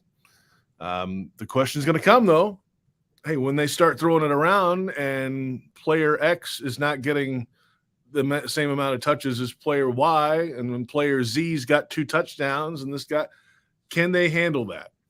They did last year. They were fine. But when contract years come into play and things happen, and, especially if they're not winning football games, that really comes into play. Let's see what happens on offense. I think it's going to be fine because the personalities are such, at least right now, where that's not an issue. They are team first guys. We've all seen that happen to team first people before. That can change if the circumstances around the team change. But so far, so good. And I think Ridley's going to be that guy. Got about a minute left. Jags are a 5-point favorite against Indianapolis. We think the line's too low. Is there anything that scares you about the Colts this week? Gambling is illegal at Bushwood, sir, and I never slice. Second, what scares me about the Colts? Anthony Richardson's legs scare me, and the unknown of that offense. What is it? Who's the running back? Who are these receivers? Is the offensive line going to be better than they were in Indy last year? And we've heard this with running style quarterbacks before. If you rush awkwardly or not in your lanes and not rushing together as one, he can break loose. I think this is one where you're going to see a couple of those from Richardson. He'll slip through, and all of a sudden he's 40 yards down the field holding the football either in the end zone or, and like, boy, we did everything right on that play. He still broke through. That can happen. It's week 1. There's a lot of unscouted looks. How do you handle those unscouted looks on both sides? Richardson is the thing that scares me the most, the legs. But I think the Jags score the most points they've ever scored at Indy this week. Their high water mark, 27 all time in Indianapolis, 3 different times. I think they go above that this week. He went Bugs Bunny and Caddyshack all during the segment. He is versatile. I'm versatile. What do you want? Yeah, yes, and a very nice guy and very talented. He's JP Shadrick. Listen to him do college and pro football on Westwood One, and he's part of the Jags radio network. And follow him on X at JP Shadrick, Shadrick. JP, safe travels. All the best. We'll talk to you soon. That'll do it along the network. The Diamond District bonus hour with Joe Zagacki is next. The law firm of Michael F. Hornung has successfully represented the citizens of Southwest Florida for over 30 years. As a former prosecutor, the information I know is information you need to know. If you've been arrested for a DUI, a criminal matter, or involved in an auto accident, call the law firm of Michael F. Hornung. I'm a local attorney with local knowledge to assist you through the process. For a free consultation, call 239-437-0095. That's 239-437-0095. Offices in Fort Worth. Visit Jason and Todd at the Diamond District. 20 years ago, Jason and I had the idea for a jewelry store like no other, with a vast selection of certified diamonds priced 8 to 12% over cost. A team of individuals who are educated, driven, and believe in cultivating relationships. Today, we have become one of the largest independent jewelry stores in the country. Todd and I love what we do and are in the store nearly every day, along with our GIA gemologists, master jewelers, custom designers, and non-commissioned diamond consultants, all of which we consider family. As direct diamond importers, we travel the world, forging relationships and sourcing diamonds. What we love most about our business is that we can call Southwest Florida our home. If selection, value, and comfort are important to you, give the Diamond District an opportunity. You won't find a better diamond buying experience. Todd and I look forward to shaking your hand and welcoming you to our Diamond District family. At the Diamond District. Hello, friends and family of Southwest Florida. Are you looking to tap into the electric vehicle market? Well, look no further, because we here at Southwest Florida Golf Carts have just what you need. E-bikes, golf carts, LSVs, scooters, and more. Come down and talk with one of our experienced sales reps, have a soda and a smile, and you could be cruising the streets in your new EV today. Stop by the store or visit our website at flgolfcarts.com and enter for a chance to win $100 off your next purchase by answering John's monthly sports question. Ladies and gentlemen, once again. Yeah, hi. Excuse me. Hey, the line starts back here. Ma'am, if your party's not here, you're going to have to go around again. If you had the opportunity to avoid all this, wouldn't you? Salt Live is the official transportation provider of the Miller and Moulton Morning Show, making your trip to and from the airport seamless and stress-free. Salt Live is supported with the help of local partners like the Bayfront Inn. Gather your family and friends and enjoy a leisurely day on the water with a pontoon or deck boat. If you prefer to explore the waterways without a motor, the Bayfront has canoes, standboards, and kayaks. At the end of your journey, enjoy lunch or dinner at the Bamboo Tropical Bar and Grill. The Bayfront Inn, something for everyone on 5th Avenue in downtown Naples. BayfrontInNaples.com. When you need a ride, book with Salt Live Transportation, 308-8686, or book on saltlivetransportation.com.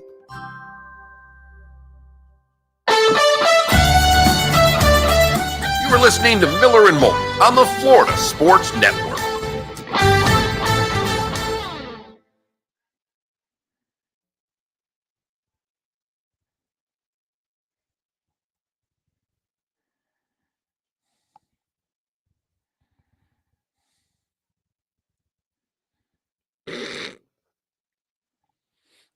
My buddy Bob sent me the gif of that scene from Caddyshack and with him slicing into the woods. Article on Yahoo about SMU that I just saw, just talking about the donors that they got. There's a David Miller is the big donor. He's the money guy. He's the guy that put this all together. He's donated hundreds of millions of dollars. Many of the recent investments are tangible. The school's new $110 million South End Zone project should be completed by next season. One donor, Gary Weber, footed half the bill. Another was the lead giver in the $25 million Armstrong Fieldhouse. I mean, are you kidding me? There's a reason they can do this. Well, I thought it was 6 guys got together and arranged the $400 million. This says 200. Okay. But maybe that's just his donation. Just the one David Miller guy.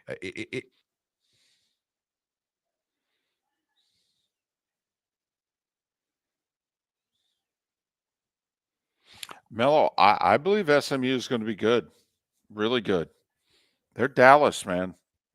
But they're going to get in players. 2021, the university launched a $1.5 billion capital campaign that 2 years later, despite pandemic efforts and teetering economy, has generated $1 billion in donations. Think about that.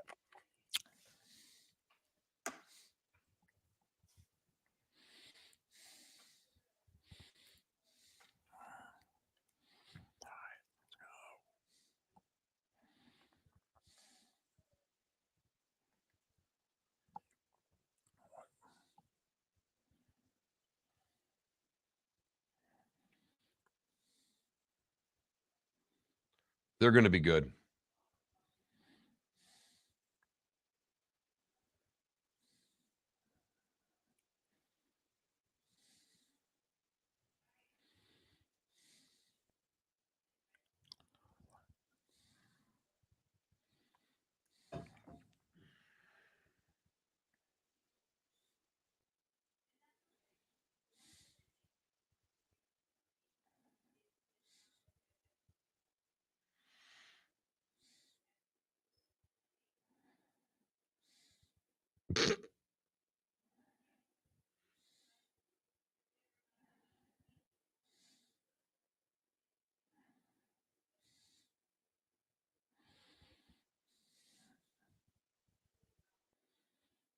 That Armstrong guy that donated the money, the company sold its stake in a discovery for an initial price of $400 million, and an oil thing they discovered in Alaska that could get to $850 million.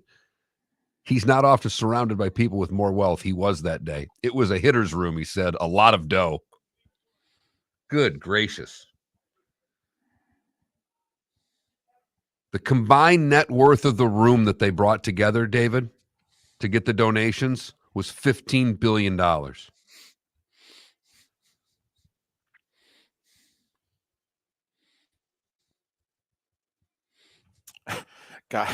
how much money did they need again?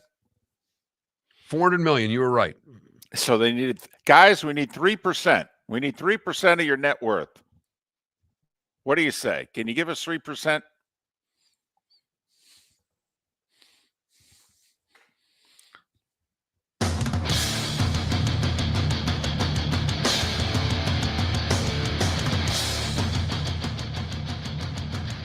You are listening to Miller and Moulton, exclusively on the Florida Sports Network. And now here's Mark Miller and David Moulton. It is the Diamond District bonus hour on this Thursday, in which the NFL season kicks off in 11 hours with the Lions and the Chiefs. It is also a key college football weekend, week 2, which technically gets underway tonight with an ACC game, Murray State and Louisville. But the biggest game in the conference involves the Miami Hurricanes. So who better than the longtime voice of the Canes, Joe Zagacki, to join us? Follow him on X at Canes Voice. Canes Voice. Joe, it's been a while. It's David and Mark. How are you? I'm good, fellas. How are you? Hope all is well. Excited about Saturday's game. Had a nice summer. Had a wonderful broadcast season last year with going to the Final Four. Now set for some fun, I hope. Cross my fingers on Saturday against Texas A&M. Well, Joe, looking back at the game against Miami of Ohio, what was it that impressed you the most? There was a lot of things to point at. They obviously looked pretty darn good in the game, but what did you like the most about what you saw of the Canes that day? Probably the physicality and the execution, not only of the plays that they wanted to run, of course, the physicality, the pushback by the offensive line, the push by the offensive line, and the defensive line, the penetration they were able to get, the way running backs and receivers finished runs, the way they finished tackles and had guys swarming to the ball. But when I mention execution, I don't only mean the plays in terms of Miami getting those things done, but also just the entire operation, guys getting in and off the field on time and all that. I thought it was the best they looked under Coach Cristobal compared to any game last year. Thought last year there was a lot of chaos. This game seemed to be everybody on the same path. So I hope that trend continues. Nearly 500 yards of offense at 8 yards per play, and barely 200 yards of offense for Miami of Ohio. So a complete team effort. Joe, if I can look back before going forward, what was the post-mortem last year? What did they ultimately conclude happened with that team last year, and therefore absolutely positively had to be fixed? Well, on the surface, people kind of always tie everything into coaching. And so I think when you have a new coach, first people that get blamed, if a new coach was knocking on my door as a coordinator, I probably wouldn't take the job. Because the first guys that get blamed are the coordinators. So on the surface, it's the strategy was bad, or the offensive scheme wasn't right for Van Dyke, wasn't right for this offense. Defensively, Kevin Steele, it was too simplistic for the University of Miami and not aggressive enough, right? So that's the easy, low-hanging fruit. Ultimately, I've said this for a long time, you can't win if you don't have good players. And the University of Miami hasn't had enough good players. And I think Mario Cristobal realized that early on, that one, they don't have enough good players, maybe good enough to do what they've been doing the last couple of years, flash here and there, tread water against Virginia and Carolina and Duke. But when you play the heavyweights, Alabama, LSU, whoever else, now probably Florida State, the odds are tilted severely against you because of talent and attitude and culture. And he set out to change that. And the only way you can change that is by sending guys out and bringing new people in. Simple as that. Trying to recruit at a very high level, and then fill your other needs through the transfer portal. And then quickly, the other thing that has hurt in Miami, I would also say probably Florida State and Florida and all these other teams that have fallen off that had great teams, is attrition. The attrition of players leaving early before transfer portal, players going to the NFL who really had no business leaving early. Maybe you're a 7th round pick in the NFL or a free agent, but if you're playing for Miami or Florida State, that's a pretty good college player and tough to replace with a freshman. That's been happening year after year after year. So the postmortem would be everything had to change: scheme, attitude, culture, and at the very top, personnel. Miami of Ohio is a good MAC defense. Now they play Texas A&M with big boys. This is going to be, you talked about the physicality. This is going to be a real test. I love the way that Miami ran the ball. They're going to have to do that against A&M. And Joe, you said it. The physicality was there week one. They're going to have to probably ramp that up another notch when they play A&M this week. Oh, no question. I'm looking forward to it because, as I mentioned, for the first time in years, I finally feel comfortable that Miami marches out guys of equal size and strength. A&M is huge on defense and on their defensive front. And every single guy is a 4 or 5-star player, whether it's L.J. Overton, Shamar Turner, Shamar Stewart, who played at Pace High School down here. DJ Hicks was the #1 player in the state of Texas. Walter Nolan was one of the most highly sought-after defensive linemen in the country. They have them all on their defensive line. University of Miami finally counters with guys that average 6'4", 320 pounds across the board. Rivers 325, Cohen 305, Lee 295, Cooper 350, Malinova 315. The only difference is A&M has more experience. They played together more than Miami. This is only the second game these guys have played together, and for Malinova, only his second game. And you flip it over to the other side, their offensive line, again, is massive. Miami's defensive line, probably not quite as big as A&M. Canes have pretty good depth, but to counter A&M's size on the offensive line, I think you'll see Miami force Texas A&M to block a lot of moving targets. There'll be a lot of movement by Miami's defensive line, a lot of games, a lot of twists, a lot of stunts. So I think it leads to a fascinating matchup in the trenches on both sides. He's Joe Zagacki, the longtime voice of the Miami Hurricanes, and you can follow him on X at Canes Voice. Canes Voice. Last year's game in College Station was on a Saturday night, and it was a rock fight. Offenses really struggled not to put up points, hell, in some cases, just to get first downs. Do you expect a similar type game this year or more wide open? I think it's going to be, it's funny. I think both teams are going to play it close to the vest, sort of, and try to run the ball. But that being said, Miami, I think, is going to gamble on defense. That's going to be the nature of their defense this year. Kevin Steele did not want to gamble. He wanted to sit back and force you to march the length of the field. Lance Guidry is the other way. We're going to come after you. And so the hope there is that Miami hits the quarterback before A&M hits the end zone. And so I think there'll be more big plays. Miami defensively, I think, is going to have to take those chances. I think they will live with giving up a certain amount of yardage or big plays. They just don't want those big plays to end in the end zone for A&M. And A&M's got great speed on the outside, but Miami's got to affect this quarterback.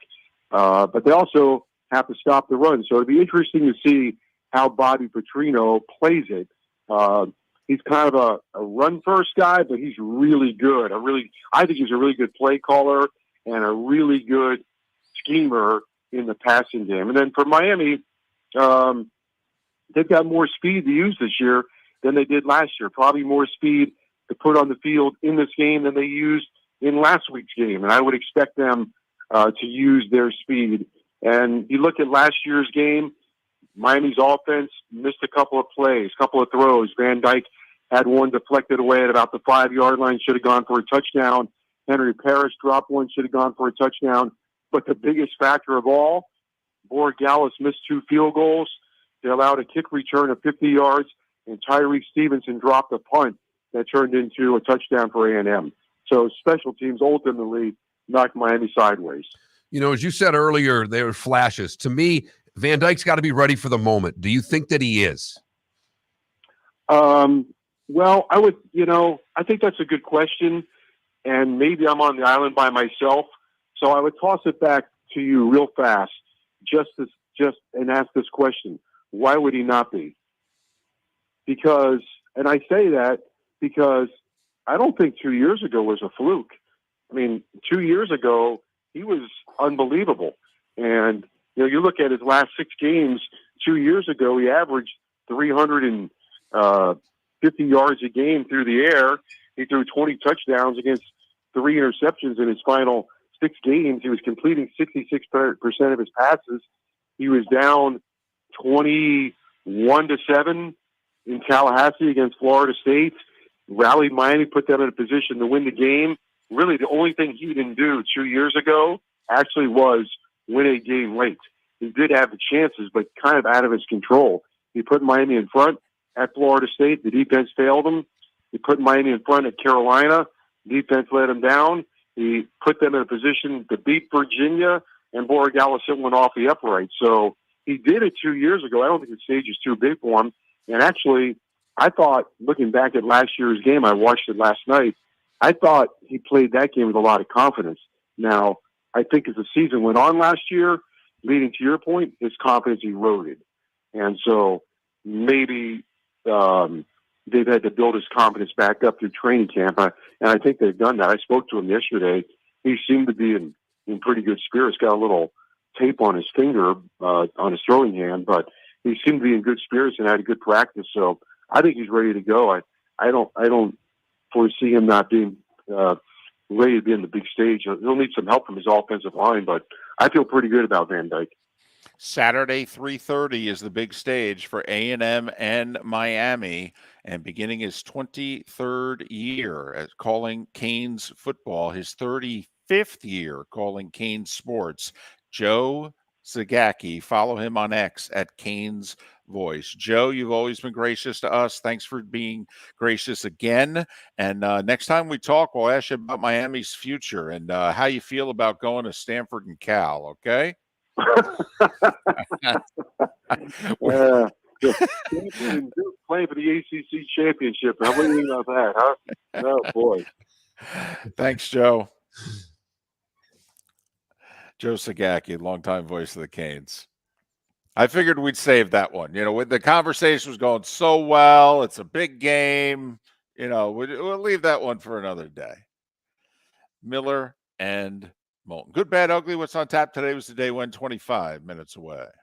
Located on the East Trail, locally owned Naples Tiki Bar and Grill is an outdoor eatery next to the Hitching Post Shopping Center. Island-inspired food with a true tiki theme. The best place in Naples to enjoy the beautiful weather in Southwest Florida. The Naples Tiki Bar and Grill offers a great menu for dine-in or takeout. Enjoy our famous pulled pork, huge burgers, and tiki bar cocktails. Don't miss happy hour every day from 3 to 6 and live music 7 days a week. See you soon at the Naples Tiki Bar and Grill, 11498 Tamiami Trail East. The law firm of Michael F. Hornung specializes in criminal defense, DUI, personal injury, nursing home claims, and auto accidents. I'm a former prosecutor with over 34 years of experience. The information I know is information you need to know. If you've been arrested for a DUI, time is of the essence to maintain your driving privileges. Call the law firm of Michael F. Hornung for a free consultation. At the law firm of Michael F. Hornung, we are committed to excellence in your representation. Being a local attorney with local knowledge is clutch to the success of your case. For over 30 years, we have successfully represented the citizens of Southwest Florida. For a free consultation, call 239-437-0095. That's 239-437-0095. Our offices are conveniently located in Fort Myers. Visit online at mfh-law.com. Hello, friends and family of Southwest Florida. Are you looking to tap into the electric vehicle market? Well, look no further because we here at Southwest Florida Golf Carts have just what you need. E-bikes, golf carts, LSVs, scooters, and more. Come down and talk with one of our experienced sales reps, have a soda and a smile, and you could be cruising the streets in your new EV today. Stop by the store or visit our website at flgolfcarts.com and enter for a chance to win $100 off your next purchase by answering John's monthly sports question. You were listening to Miller and Moulton on the Florida Sports Network.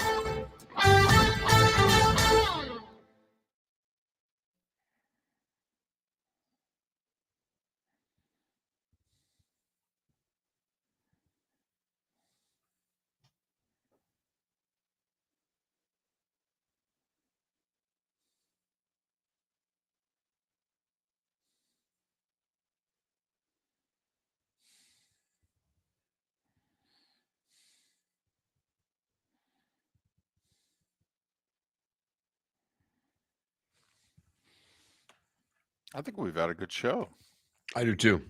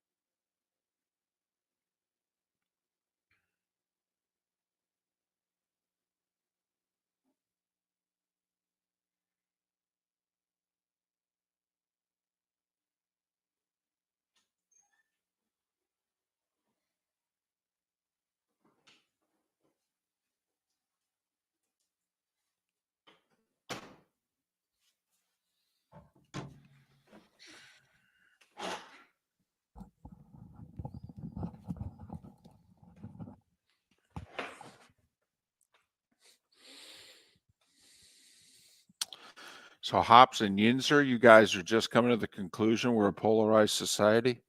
Well, the conversation's over something. They're just the finish of a conversation, but yeah. Just oh yeah, the whole Portnoy and the pizza thing. Right. Hey, either way, it's a win-win.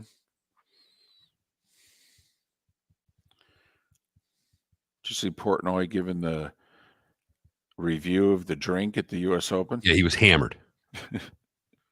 He was hooked on phonics when he was doing it. That was not his first drink. There is no way that was his first drink.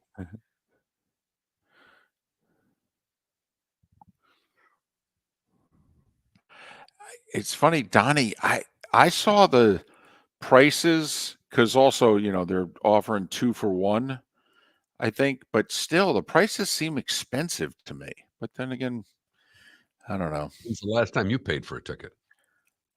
That's true.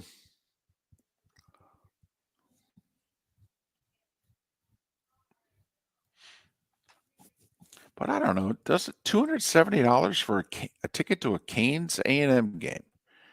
So 4 tickets cost you $1,100. I don't know.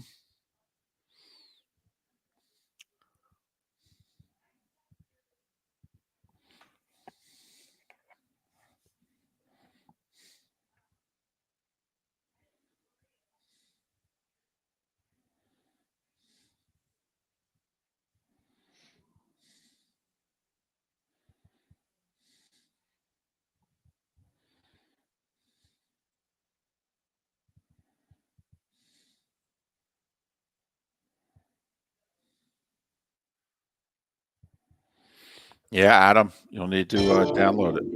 Welcome to the bonus hour, brought to you by Jason and Todd at the Diamond District. And now, here's Mark Miller and David Moulton.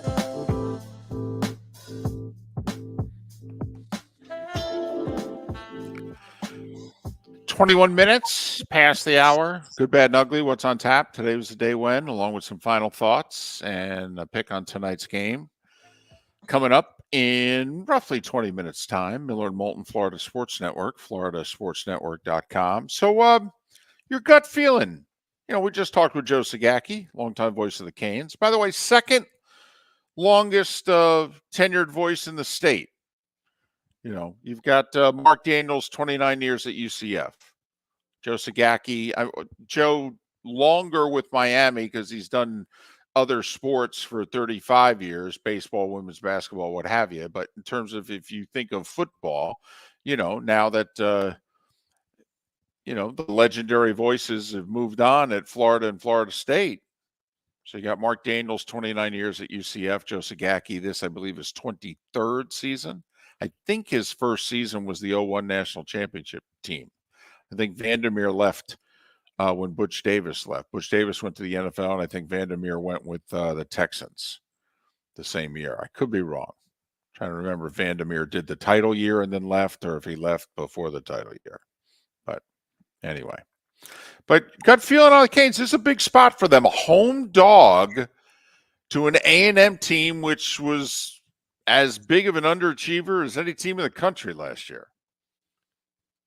And the Bobby Petrino part of A&M makes them fascinating to me on the offensive side of what they can do. But this game's going to be won at the line of scrimmage. And I just wonder if Miami's offensive line is ready for what they're going to face. Because this is not Miami of Ohio. This is a different beast. Texas A&M's huge defensively. Will Miami be able to run the football? Because I think that's what they want to do. And I don't know if they'll be able to at the rate that they need to win this football game. Last year, Miami could not run the ball, had to throw it constantly. Van Dyke under a lot of pressure, and because of it, just forced to make too many throws, too many big plays, and they couldn't do it. They could move the ball. They could get kind of the long distance field goal range a lot, but they could not punch it in and didn't score enough. And as Joe outlined, special teams absolutely crushed them in that game because it's not like A&M did anything offensively either, but they struggled most of the year offensively as it turned out. Do you think it's a key weekend for the SEC, or does it really matter? Yes, I do think it's a key weekend. for people like us. At the end of the day, the SEC wins all tiebreakers no matter what happens. It's not like the SEC champs, not an automatic bid no matter who it is. Right. But do you think that this weekend maybe is necessary? And by this weekend, we mean Ole Miss is at ranked Tulane, even though they're favored. That's a solid game. A&M at Miami, even though they're favored. Alabama at home against Texas, even though Bama's favored. I mean, all these games are between like 4 and 7.5 points. These are supposed to be good competitive games, but the SEC's favored in all three, even though 2 of their 3 teams is on the road.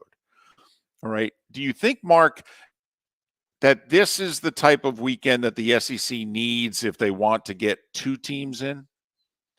They can go 1-2 this weekend as long as the one's Alabama. I think if Alabama were to lose to Texas, then with LSU already losing to Florida State, Bama would have then lost to Texas. Then I think it's difficult for the SEC to get 2, and even if Georgia runs the table and loses to one of those 2 teams, unless somehow A&M has the season, not really out of nowhere, but unless A&M's the team representing the West, I think it would be difficult for them to get 2, particularly when you're looking at Michigan and Ohio State being elite teams this year. Well, and I'm telling you right now, do not sleep on Penn State. Do not sleep on Penn State. I know they haven't won a big game in 5 years. I get it. Franklin's done a good job recruiting, gets them ranked in the top 20, and they've played Michigan and Ohio State tough, particularly at home in recent years, but they haven't been able to beat them. Don't sleep on Penn State, Mark. That quarterback is the best quarterback that they've had in a while, and they were really good and really young last year, and everybody's back.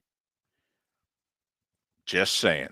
I don't sleep on Penn State. I don't think it's a foregone conclusion that Ohio State and Michigan both go combined go 2-0 against the Nittany Lions. Hey, because that's fine, but don't blow a game that you're supposed to win, Penn State. Good point. But put it don't this lose way. the Iowa game, if you know what I mean. But put it this way. When's the last time that we've had quarterbacks at Ohio State, Michigan, and Penn State, and Ohio State had the worst quarterback of the 3? And right now, I think that's the scenario. Now, it's early. Kid's going to develop the whole deal. But, this was a 5-star recruit at Penn State. I know he just got like his first start last week and all that, but I'm throwing that out there. But A&M and the Canes, how big a game is this just flat for Miami? Well, I think it's a monster. Because if they lose this game, we all know how the Canes fan will react. They'll probably already want a new head coach if the Canes lose it. Like the Georgia fan at halftime already wanted Mike Bobo, their offensive coordinator, fired because they didn't score enough on Tennessee Martin. They've only won back-to-back national championships, but sure, let's start firing people. And he's a former Georgia quarterback too. Right. And they hate him as offensive coordinator. It's absolute. They are just something as a fan base. I digress. But I think for the Canes fan, the season's not over for Miami if they lose it, but you know what I mean. For the people who support the Canes and this BOGO ticket crap that they have to do to get people to go to other games, they beat A&M, then they should be in a pretty good position to win a few in a row here. Well, Bethune and Temple both at home, and then also Georgia Tech at home. I mean, they start with, unless I'm missing something. No, I'm sorry, they're at Temple. So 4 of their first 5 are at home, but they'll be favored in 4 of their first 5. This is the one game that they're an underdog in, Mark. I mean, in theory, they win this or 5-0. You would think when they're going to North Carolina in mid-October, if Miami's 5-0, they'll be nationally ranked. Hell yes. They'll be nationally ranked next. If they beat A&M, they'll be nationally ranked, David. And then, okay, people be talking about you every week nationally, but also has a chance to maybe get talked about locally. Miami hosts Clemson. this year. They go to North Carolina, they go to Florida State, but they host Clemson and Louisville. If you're looking for key ACC home games for the Canes, and we say Louisville because Louisville's got the schedule this year. They got what Purdue had last year. Purdue didn't have to play any of the big boys from the East until they got to the Big Ten title game. Well, Louisville doesn't play Florida State, Clemson, or North Carolina. Louisville's got the schedule. So who knows? That Louisville-Miami game, second to last game of the regular season, it could be a key game. The Canes can win Saturday. And I loved Joe Zagacki's answer when I asked him about Van Dyke, because 2 years ago he was sensational, but last year after the A&M game, things really regressed for him. And would love to see them get a couple of decent runs and let them, get play action for Van Dyke. Let him complete a couple of passes, get some confidence in this game, and who knows what can happen. But I just don't know if that offensive line's ready for this moment. I think there's more pressure on A&M, but in terms of Miami, Mario needs this. Year one went badly, and you can only sell all the progress you're making in recruiting and the transfer portal for so long. And I know it's only been a year and change, but Mark, things move quickly. Mario needs a signature win. I don't know if this would qualify, but it'd be nice.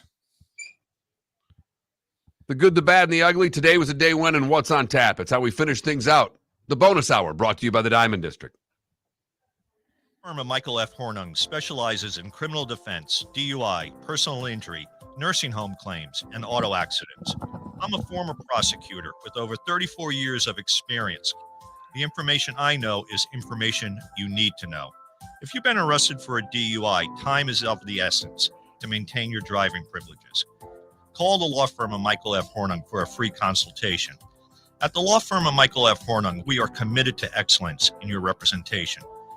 Being a local attorney with local knowledge is clutch to the success of your case.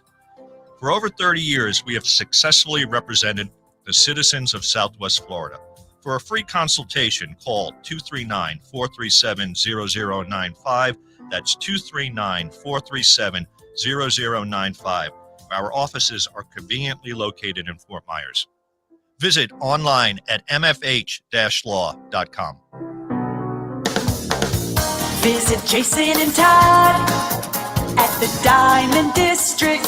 20 years ago, Jason and I had the idea for a jewelry store like no other, with a vast selection of certified diamonds priced 8 to 12% over cost. A team of individuals who are educated, driven, and believe in cultivating relationships. Today, we have become one of the largest independent jewelry stores in the country. Todd and I love what we do and are in the store nearly every day, along with our GIA gemologists, master jewelers, custom designers, and non-commissioned diamond consultants, all of which we consider family. As direct diamond importers, we travel the world, forging relationships and sourcing diamonds. What we love most about our business is that we can call Southwest Florida our home. If selection, value, and comfort are important to you, give the Diamond District an opportunity. You won't find a better diamond buying experience. Todd and I look forward to shaking your hand and welcoming you to our Diamond District family. At the Diamond District. You were listening to Miller and Moulton on the Florida Sports Network.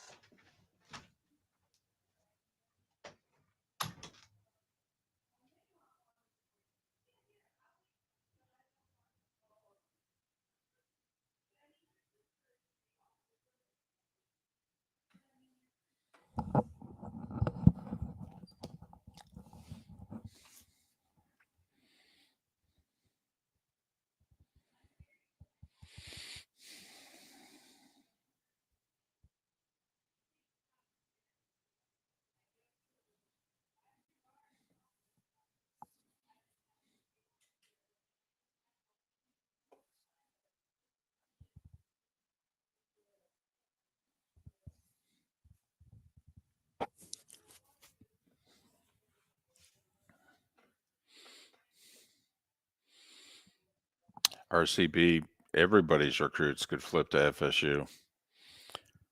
The way Norvell's got that sucker going.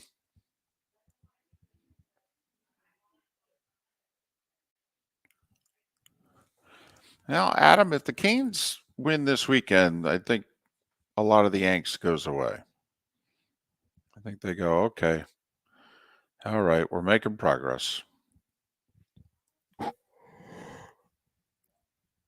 Because Mario will get the dudes. Mario can recruit. And Miami will, Ruiz had been forced out from NIL before all his business issues came to light in the last couple months. So Miami's going to be able to do okay in NIL. Mario will get dudes.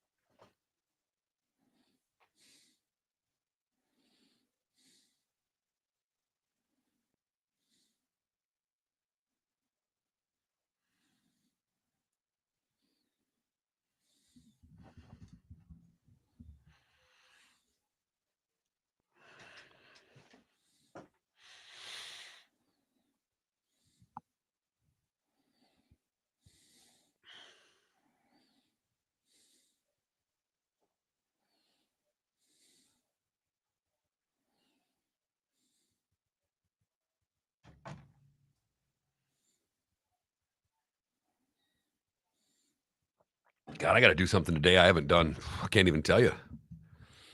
Go to the post office? Write a check. The guy that's at football pool takes checks. He doesn't take Venmo. It drives me absolutely nuts. Wow. Cash or check.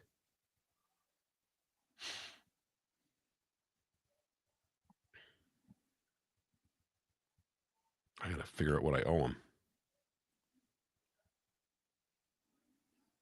I think it's $150. I'm not positive.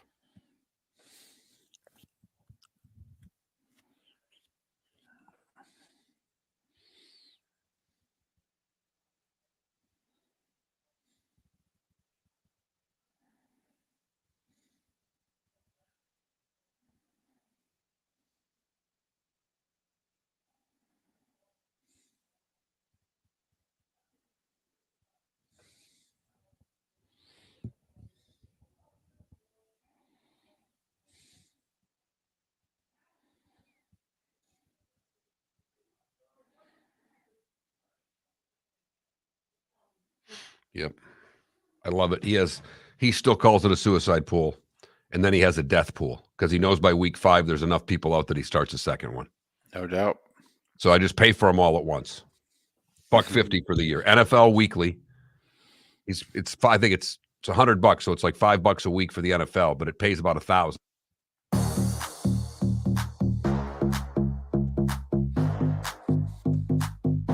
Welcome to the bonus hour, brought to you by Jason and Todd at the Diamond District. And now, here's Mark Miller and David Moulton.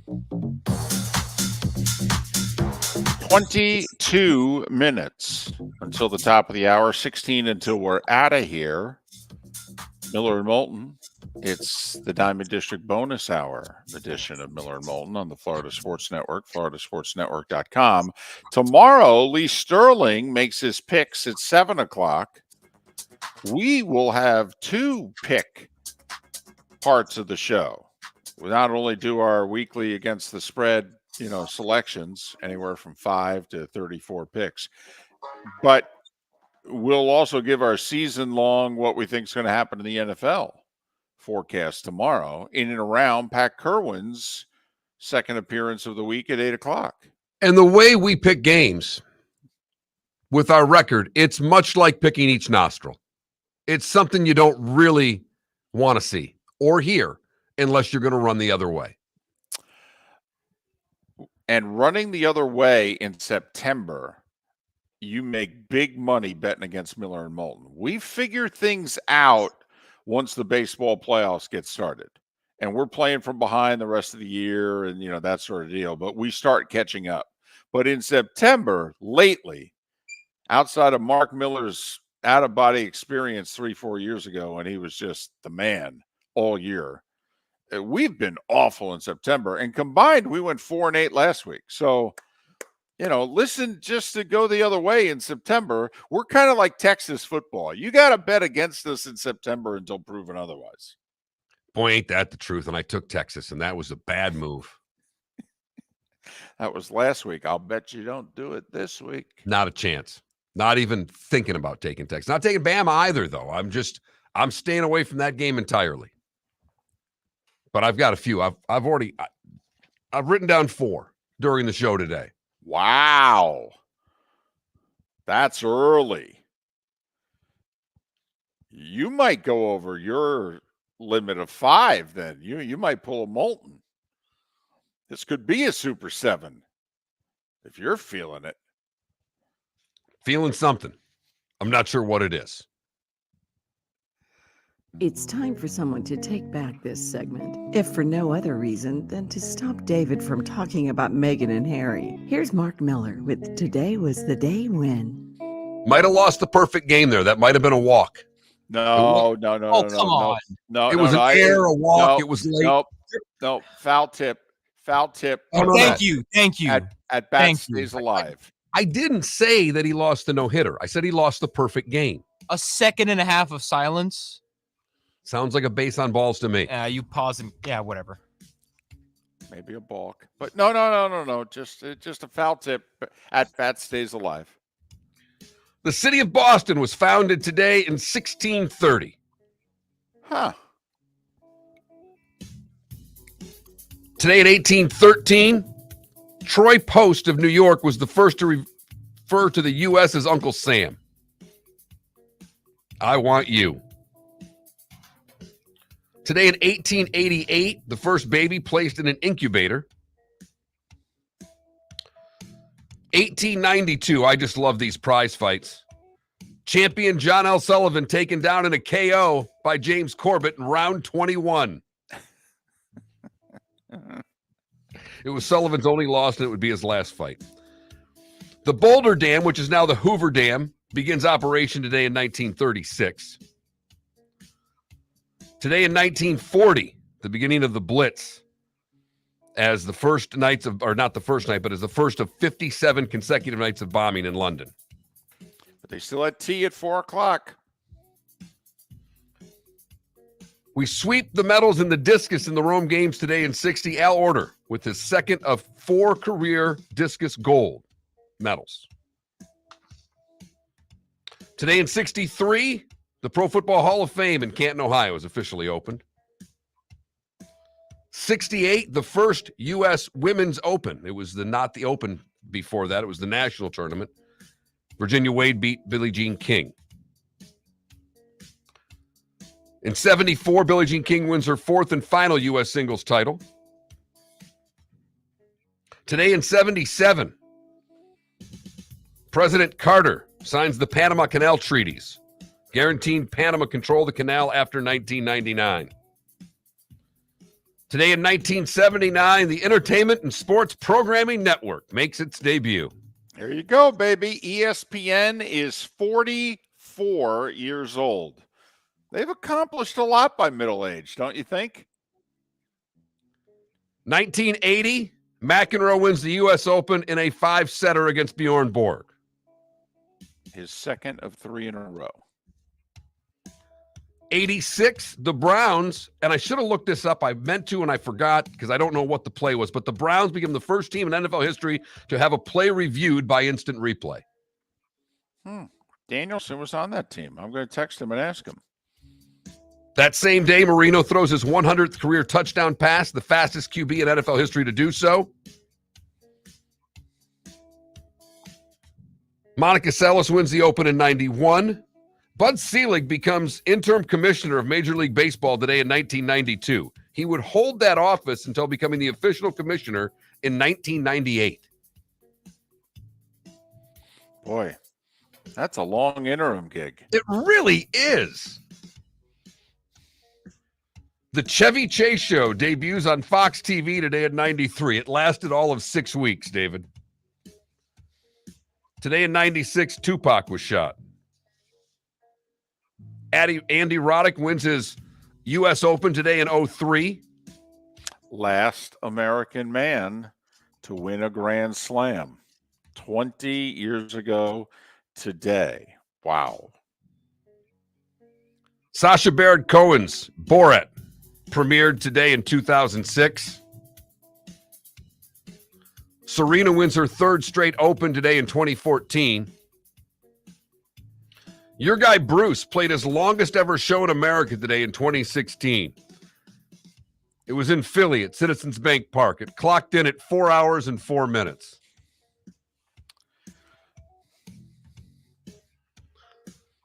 In 2018, Eminem breaks a 36-year UK chart record for consecutive number one albums. I only did this because it was jointly held by ABBA and Led Zeppelin.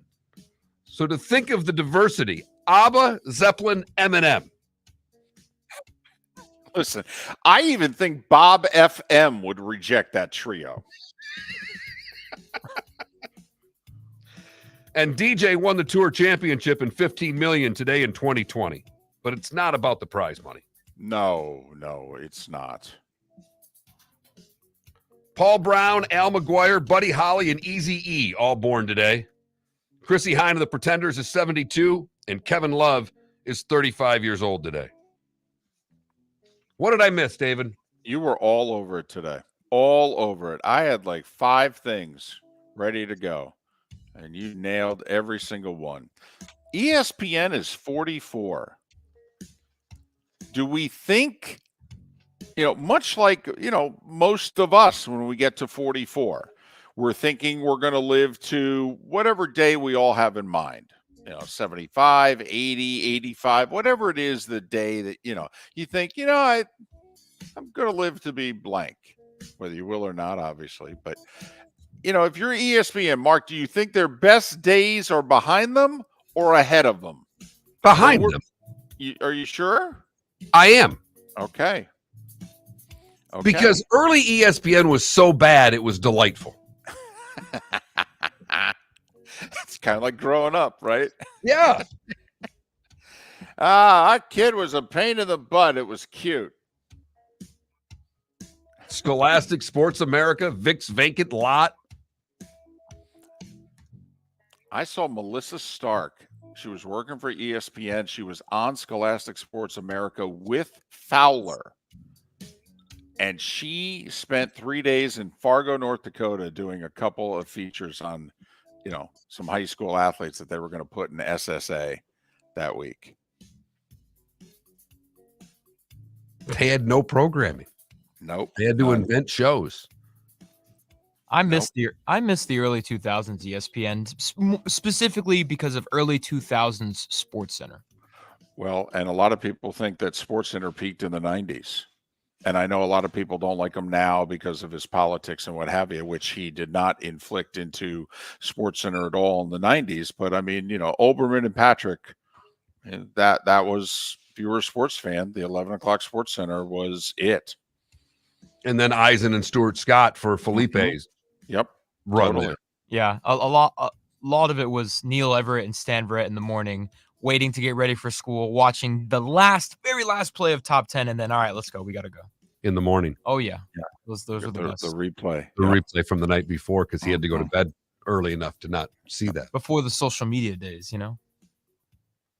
You've heard folks elsewhere mock Florida is gonna Florida. Well, Mark Miller sees it differently. He calls it the good, the bad, and the ugly. What you got, Mark?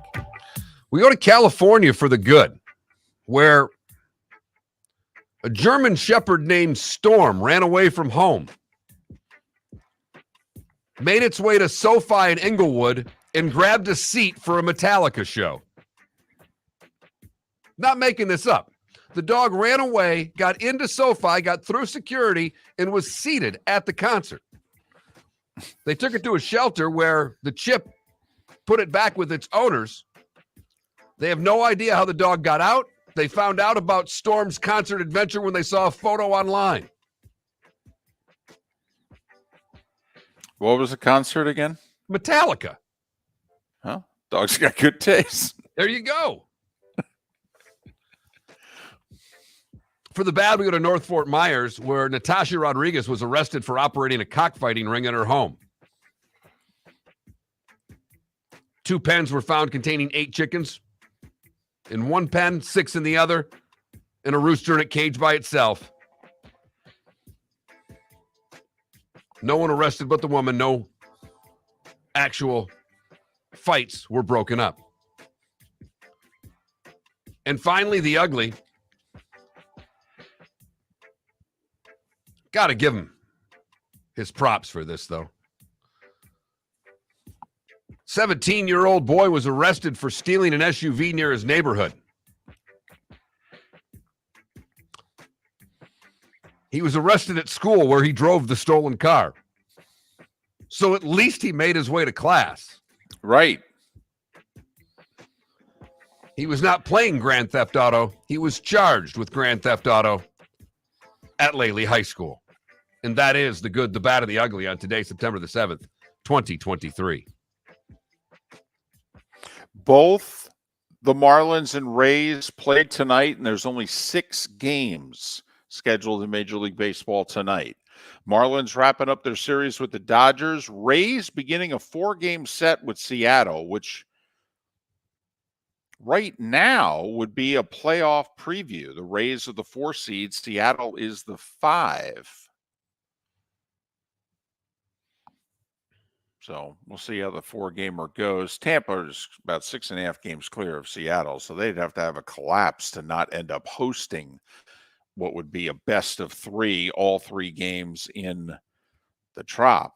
But Rays on pace to win 98 games and not win the division. That's how impressive the Orioles have been. U.S. Open tonight. 2 women's semifinals with an American in both. Coco Gauff at 7. Madison Keys in the late match to follow. ESPN. Coco Gauff's playing the best tennis of her life. Yes. She won in Cincinnati leading up to the Open. She's, she figured out how to win big matches and caught a little bit of a break in the draw and has taken advantage of it. Beat the number 1 player in the world, Swiatek, on hard courts in August and didn't have to play Swiatek because Ostapenko took her out and then Gauff destroyed Ostapenko. So American women in the semis tonight on ESPN. ACC Network, Murray State and Louisville at 7:30. If you want to watch a quarter of football before 8:15. Lions and Chiefs.